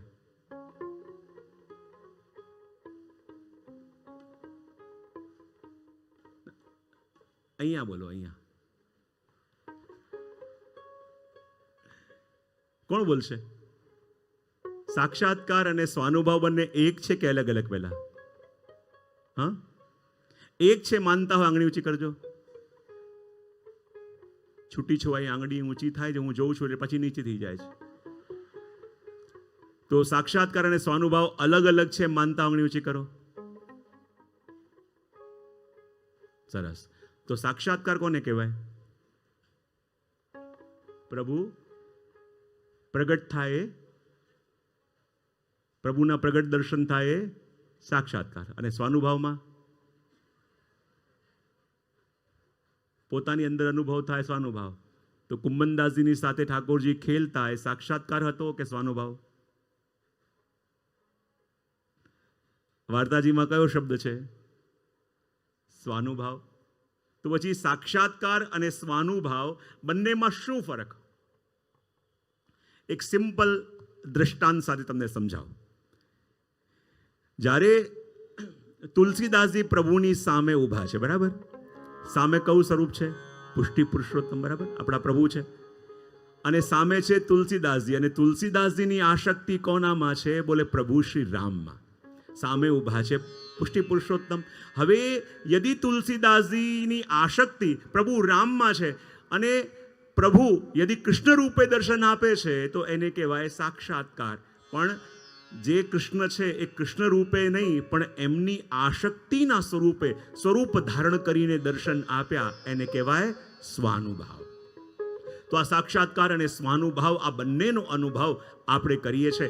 અને નંદદાસજીની આડીથી આજે તુલસીદાસજીએ પણ પ્રભુના દર્શન કર્યા. અને ત્યારે તુલસીદાસજીએ પદ ગાયું, બરનો અવધ શ્રી ગોકુલ ગાંવ, ઇત બિરાજત જાનકી વર, ઇત શ્યામા શ્યામ. હું આ અવધની ભૂમિને, વ્રજની ભૂમિને વર્ણન કરું છું. જેમ અહીંયા યમુનાજી છે તો ત્યાં સરયુ છે, અહીં કૃષ્ણ છે તો ત્યાં રામ છે, અને વંદન પણ કર્યા. તો આ ભૂમિ એટલે કે માનસી ગંગા. અને માનસી ગંગા કે જ્યાં આવીને આપણે પૂજન પણ કર્યું, અને બધા માનસી ગંગાના જલમાં સ્નાન પાન અને આચમન પણ કરીશું. બધા હાથમાં જલ લઈ લો, હાથમાં જલ લઈ અને સંકલ્પ કરીશું માનસી ગંગાનો જલ. ઓમ વિષ્ણુર્વિષ્ણુર્વિષ્ણુ અત્રાદ્ય મહામાંગલ્ય બલપ્રદમાસોત્તમે માસે પુણ્યપવિત્ર માર્ગ શીર્ષ માસે શુભે શુક્લપક્ષે શુભનવમ્યામ તિથો શુભમંદવાસરે યથા વર્તમાન નક્ષત્ર યોગકર્ણ લગ્ન મૃત સંવાયે એવં ગ્રહ ગણ ગુણવિષ્ટામ સુપુણ્યતિથો મમ સકલ દુર્તિક્ષયાર્થમ વ્રજ ભક્તિ પ્રાપ્તિ અર્થમ માનસી ગંગાયાઃ સ્નાનપાનમાચમનમ અહમ કરીષ્યે. બધા જલ છોડી દો. અને આ માનસી ગંગાના જલમાં બધાએ સ્નાન પાન અને આચમન કર્યું. અહીંયા શ્રી મહાપ્રભુજીના બેઠકજી પણ છે, શ્રી ગુસાઈજી, શ્રી મહાપ્રભુજીના સંધ્યાવંદનના બેઠકજી પણ છે. અને કહેવાય આ એ સ્થાન છે કે જ્યાં મહાપ્રભુજી 1 સપ્તાહ સુધી વિરાજ્યા હતા. અને મહાપ્રભુજી પધારે એનાથી પહેલા ત્યાં ચૈતન્ય મહાપ્રભુ 6 મહિનાથી ભગવદ નામનું અનુષ્ઠાન કરીને વિરાજેલા હતા. અને અનુષ્ઠાન કરીને પામવા એ માંગતા હતા કે આ માનસી ગંગા દૂધથી ભરેલા છે, એના દર્શન મને થાય. અને જ્યારે ચૈતન્ય મહાપ્રભુએ અખંડ ભગવદ નામનું અનુષ્ઠાન કર્યું, અને સ્વયં એ ગંગાજીએ એમના મનમાં આવીને સ્વપ્નમાં આજ્ઞા કરી કે થોડા દિવસમાં શ્રી મહાપ્રભુજી પધારશે, એ પણ આપને ઉપાય બતાવશે. અને જ્યારે શ્રી મહાપ્રભુજી પધાર્યા અને એ જલ આપે આંખમાં છાંટ્યું, અને કહેવાય કે સાક્ષાત માનસી ગંગા દૂધથી ભરેલા છે એવા દર્શન ત્યારે ચૈતન્ય મહાપ્રભુજીને પણ થયા. અને જ્યારે મહાપ્રભુજી અહીંયા ભાગવતજીનું પારાયણ કરતા ત્યારે ચકલેશ્વર મહાદેવજી જે બિરાજે છે એ પણ ત્યાં ભાગવત શ્રવણ માટે પધારતા હતા. કારણ કે આપણે શ્રવણ કરીએ કે જ્યાં જ્યારે પણ શ્રીમદ ભાગવતની કથા થાય ત્યારે ત્યાં બધા તીર્થો, ત્યાં બધા જ દેવી દેવતાઓ પધારતા હોય એ વાત અહીંયા સિદ્ધ પણ કરી. અને જો અહીંયા ભગવદ નામના પ્રભાવથી દર્શન થયો છે, પણ જ્યારે પણ આપણે ભગવદ નામ લઈએ અને ભગવદ નામનું સુખ પ્રાપ્ત કરીએ, જો સાચું સુખ જગતમાં શું છે કે આપણા મનમાં અને આપણા મુખમાં અહર્નિશ ભગવદ નામ રહે, એનાથી મોટું બીજું કોઈ સુખ નથી. જો શાસ્ત્રોમાં અને નીતિ શાસ્ત્રકારોએ પણ સુખની વ્યાખ્યાઓ આપી છે. સુખ કોને કહેવાય? અને સુખના અલગ અલગ સ્ટેજીસ બતાવ્યા છે. અને સુખના સ્ટેજીસ બતાવતા કહે કે સૌથી પહેલું સુખ શું છે? તો કહે નિરોગી કાયા. પહેલું સુખ શું છે? જરા ભાવથી બોલો તો ખરા. બધું જીવનમાં હોય પણ ભોગવવા માટે શરીર સાથ ન આપે તો કંઈ પણ સાથ આપી શકે? તો જે રસિક ભક્તો અને જે નીતિ શાસ્ત્રકારો હોય છે એમણે સુખની પરિભાષા આપણને બતાવી અને કહું સૌથી પહેલું સુખ શું? બોલે સ્વસ્થ શરીર. અને એટલા માટે તો આપણે કંઈ પણ કરીએ છે શરીરનું પણ ધ્યાન કેમ રાખવાનું? કારણ કે શરીર સ્વસ્થ હશે તો પ્રભુની સેવા સુંદર રીતે થઈ શકશે. શરીર પણ ભગવત સેવાનું સાધન છે. પહેલું સુખ કયું? નિરોગી કાયા. બીજું સુખ શું કયું? ઘર મેં હો માયા. યાની ઘરની અંદર તમે તમારા નિર્વાહ, તમારા ઈચ્છાઓ પૂરી કરી શકો એટલી પૂંજી પણ તમારી પાસે હોવી જોઈએ. એ એક બીજા સુખનો સ્ટેપ બતાવ્યો. બીજું કયું? કુલવંતી નારી, એટલે કે ઘરમાં તમારા લાઈફ પાર્ટનર પહેલા અનુકૂળ હોય. એના વિના અહીંયા બેસી શકો? હા કે ના તો પાડો. એના વિના મનોરથી બની શકો? હા કે ના તો પાડો. આજે ઉત્સવમાં જોડાયા છો, મનોરથી બન્યા છો તો સહયોગી છે એટલે તો બન્યા છો ને. અને એટલા માટે ત્રીજું સુખ એ કયું. ચોથું સુખ કયું? પુત્ર આજ્ઞાકારી. કે જો બધું તમારી પાસે હોય પણ બાળકો કયામાં ન હોય તો ક્યારે પણ તમને લાગે કે સુખી છો? હા કે ના તો પાડો. હા, જો આ બધી પૂંજીઓ છે. જીવનમાં કદાચ દ્રવ્ય ઓછું મળ્યું હોય ચાલશે, પણ આવનાર પેઢી યદી કયામાં છે, તમારો પડ્યો બોલ ઝીલે છે, તો માનવાનું કે બહુ પૂંજીવાન છે. આગળ કયું? સુખ સદન હો અપના, એટલે કે પોતાનું આ ઘરનું ઘર હોય ને તો માનવાનું કે બહુ સુખી છીએ. આગળ કયું? શિર કોઈ ઋણ ન હો, આપણા માથે કોઈ દેવું ન હોય. જરા ભાવથી બોલજો. આપણા માથે દેવું ન હોય. જો પહેલાના સમયમાં એક ચિંતક થયા જેનું નામ હતું ચારવાક, અને ચારવાક મત એ સમયે બહુ પ્રસિદ્ધ થયો હતો. અને ચારવાક મત શું હતો? યાવે જીવે સુખમ જીવ તૃણમ કરવા દુતમ પીબેત ભસ્મીભૂતસ્ય દેહસ્ય પુનરાગમનમ કૃત. અને ચારવાકનો મત શું હતો? કે જેટલું જીવો જલસાથી જીવો, ઉધાર કરો પણ ઘી પીવો. મરીને કોણ ક્યાં જવાનું છે કોને ખબર. અને એ વખતે એ મત એટલો પ્રસિદ્ધ થયો, પછી એને દેશમાંથી કાઢવામાં આવ્યો. પણ આજે પણ એના મતનું પાલન કરવા વાળા છે. બોલે ઉધાર કરીને ઘી પીવો, એનો મતલબ લોન લઈને મોંઘી ગાડી લઈને આવો. લોન લઈને મોટી મોંઘી વસ્તુ ખરીદી, પછી જ્યારે હપ્તા ભરવા પડે ત્યારે અઘરું લાગે છે કે નહીં? હા કે ના તો પાડો. તો કહેવાય માથે ઋણ ન હોય એને પણ સુખ માનવામાં આવ્યું. પછી કયું? જે પણ કાર્ય કરતા હોય એ તમારો વેપાર બરાબર ચાલે ને ત્યારે માનવું કે એ પણ સુખી છીએ, સુખ છીએ. અને એટલા માટે તો આપણે V2V નો પ્રારંભ કર્યો છે કે વૈષ્ણવના જીવનમાં સુખ રહે, એના કાર્યને વૃદ્ધિ મળતું રહે. આગળ કયું? હો સબકા પ્યારા, તમે જ્યાં જાઓ ત્યાં તમારી સાથે હસીને વાત કરવા વાળા કોઈ હોય ને તો માનજો કે બહુ સુખી છો. બીજું કયું? કે ન ભાઈ બહેનો હો આપના, જેના ભાઈ બહેનો પણ હોય ત્યારે માનવાનું કે બહુ સુખી છે. તો કહું ન વેરી સ્વજન હો. અને બીજું મોટું સુખ શું? કે સ્વજન વેરી ન હોય. જ્યારે જરૂર પડે ત્યારે જોડે ઊભા રહે ને પરિવારજનો, ત્યારે માનવાનું બહુ મોટું સુખ છે. આગળ કયું? મિત્ર હિતેશી સચ્ચા. મિત્ર પણ એવા હોય કે સાચી સલાહ આપવા વાળા, અને ખોટું કરતા હોય ત્યારે રોકવા ને ટોકવા વાળા. ખોટો નિર્ણય લેતા હોય તો પણ એમના કે કરી નાખ, જોવાશે કરી નાખ. ના ના ના ના, સાચી સલાહ આપવા વાળા મિત્રો હોય એ પણ સુખ. પછી આગળ કયું? પડોશી અચ્છા. મોટું ઘર બનાવ્યું હોય પણ આજુબાજુ રોજ ઘાટા પાડતા હોય તો બહુ ગમે તમને. પાડોશી સારા હોય તો વધારે ગમે. એ બધા સુખ હોય. પછી કયું? ઉત્તમ શિક્ષા, સારું શિક્ષણ પણ હોય. અને એ બધું પામ્યા પછી કયું? કે સદગુરુ ક્ષ દીક્ષા. જ્યારે કોઈ ગુરુનો ઉપદેશ આપણને મળ્યો હોય, જ્યારે કોઈ ગુરુનું છત્ર આપણા માથે હોય, કોઈ સાચી દિશા બતાવવા વાળું હોય. આજે કોઈ સાચી દિશા તો ઠીક, સાચું ઠેકાણું બતાવો. હમણાં જ મને કોઈ કહેતું હતું, કોઈને અમદાવાદમાં કોઈને પૂછ્યું કે ભાઈ તમે ક્યાંથી આવ્યા છો, ક્યાં રહો છો? ત્યારે એને કહ્યું કે સેન ફ્રાન્સિસ્કો જોયું? બોલે જોયું નથી, ખાલી નામ સાંભળ્યું છે. સેન ફ્રાન્સિસ્કોમાં રહો છો? બોલે ના ના ના ના. અચ્છા, એની બાજુમાં રહેતા હશો? બોલે ના. તો ક્યાં રહો છો? બોલે સેન ફ્રાન્સિસ્કોથી 13,000 કિલોમીટર દૂર લીમડીમાં. હવે આવા એડ્રેસ લોકો બતાવે અને લાગે કે આપણે શું પૂછવા આવ્યા છીએ ને આપણે ક્યાં ગોટાળા ચઢાવી દે. તો આ જગતમાં સાચો દિશા બતાવવા વાળો કોઈ ગુરુ મળે ને ત્યારે માનવાનું કે આપણે બહુ સુખી છીએ.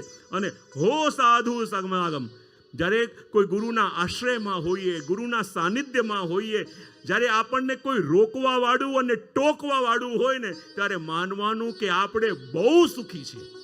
અને જ્યારે વ્રજની યાત્રામાં આપણે આવ્યા હોઈએ અને પરિવાર સાથે આવ્યા હોઈએ, અને જો બધા વ્રજયાત્રા કરી રહ્યા છે અને બધા જોડે પરિવાર સાથે બેઠા છે, અને પરિવાર સાથે તો બેઠા છે અને આ જ એરિયાના વિકાસના કાર્યો જેણે ખૂબ કર્યા છે એવા અમારા અમિતભાઈ ઠાકર પણ આજે સપત્નીક અહીંયા ઉપસ્થિત છે. એકવાર તાળીઓના નાદથી આપણે એમને વધાવીશું, એમનું ખૂબ સ્વાગત કરીશું.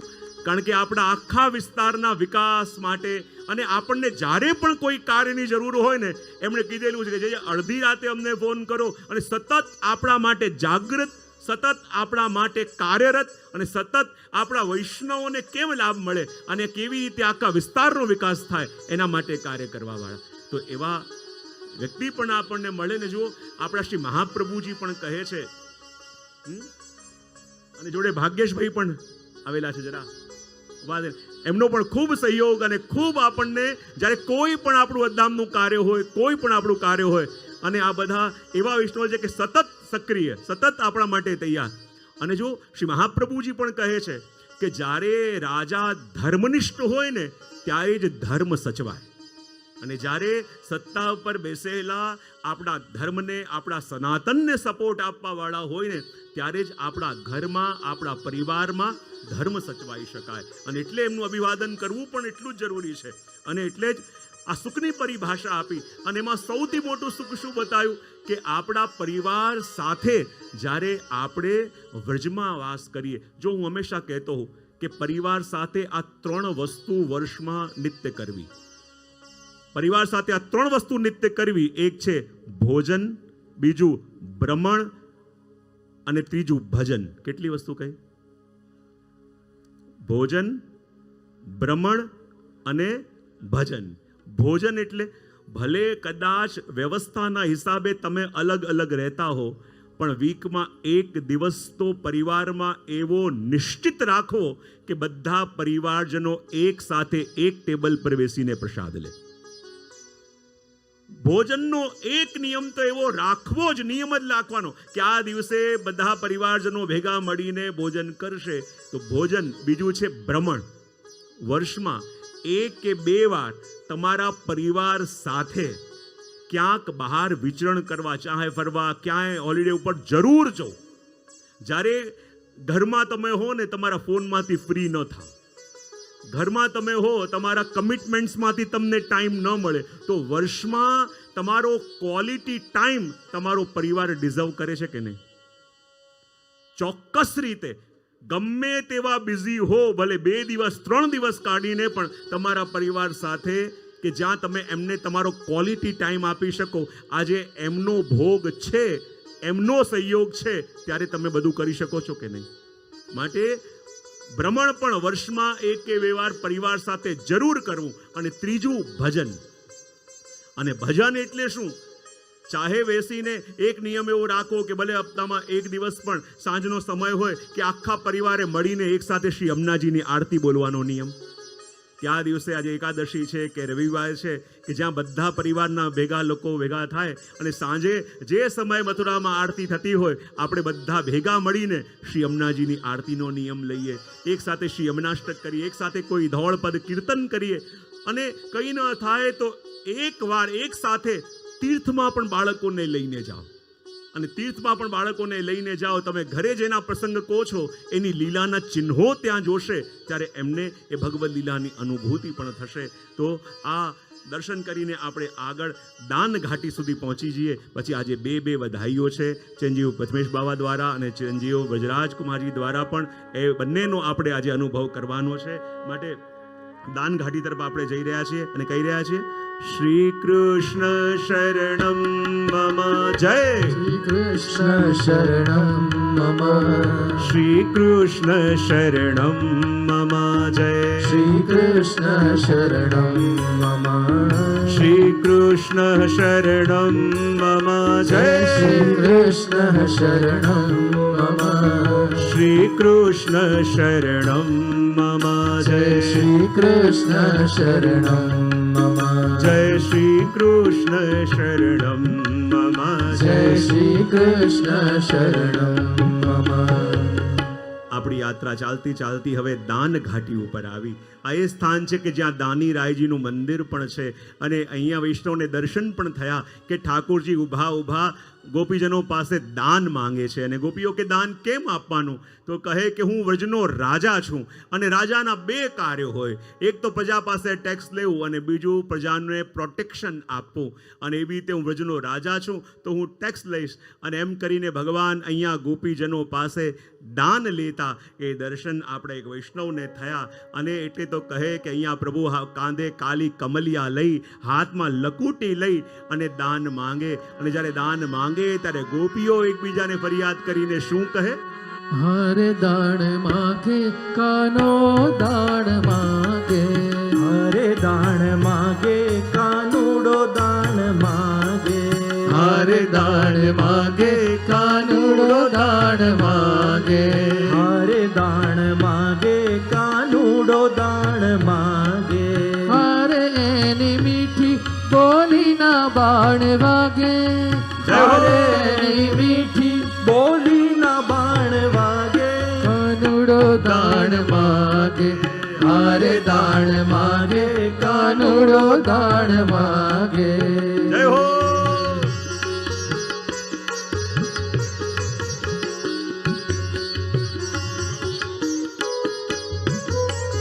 हरे कान किया मलक नो सूबो, હરે કાન કિયા મુલક નો સુબો, हरे मारा मारग वचे उबो, હરે મારા માર્ગ વચ્ચે ઊભો, कानुड़ो दाण मागे, हरे दाण मागे कानुड़ो दाण मागे, हरे दाण मागे कानुड़ो दाण मागे. જય હો.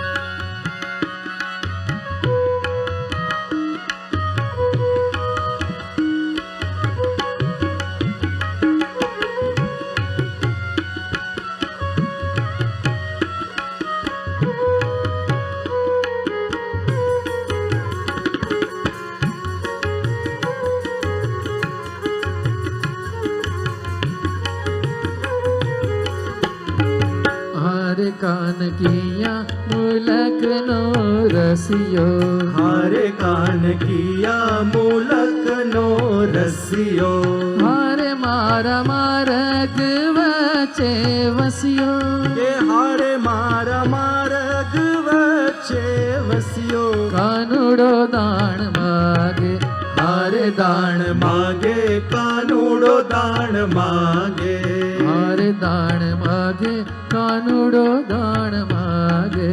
જય હો.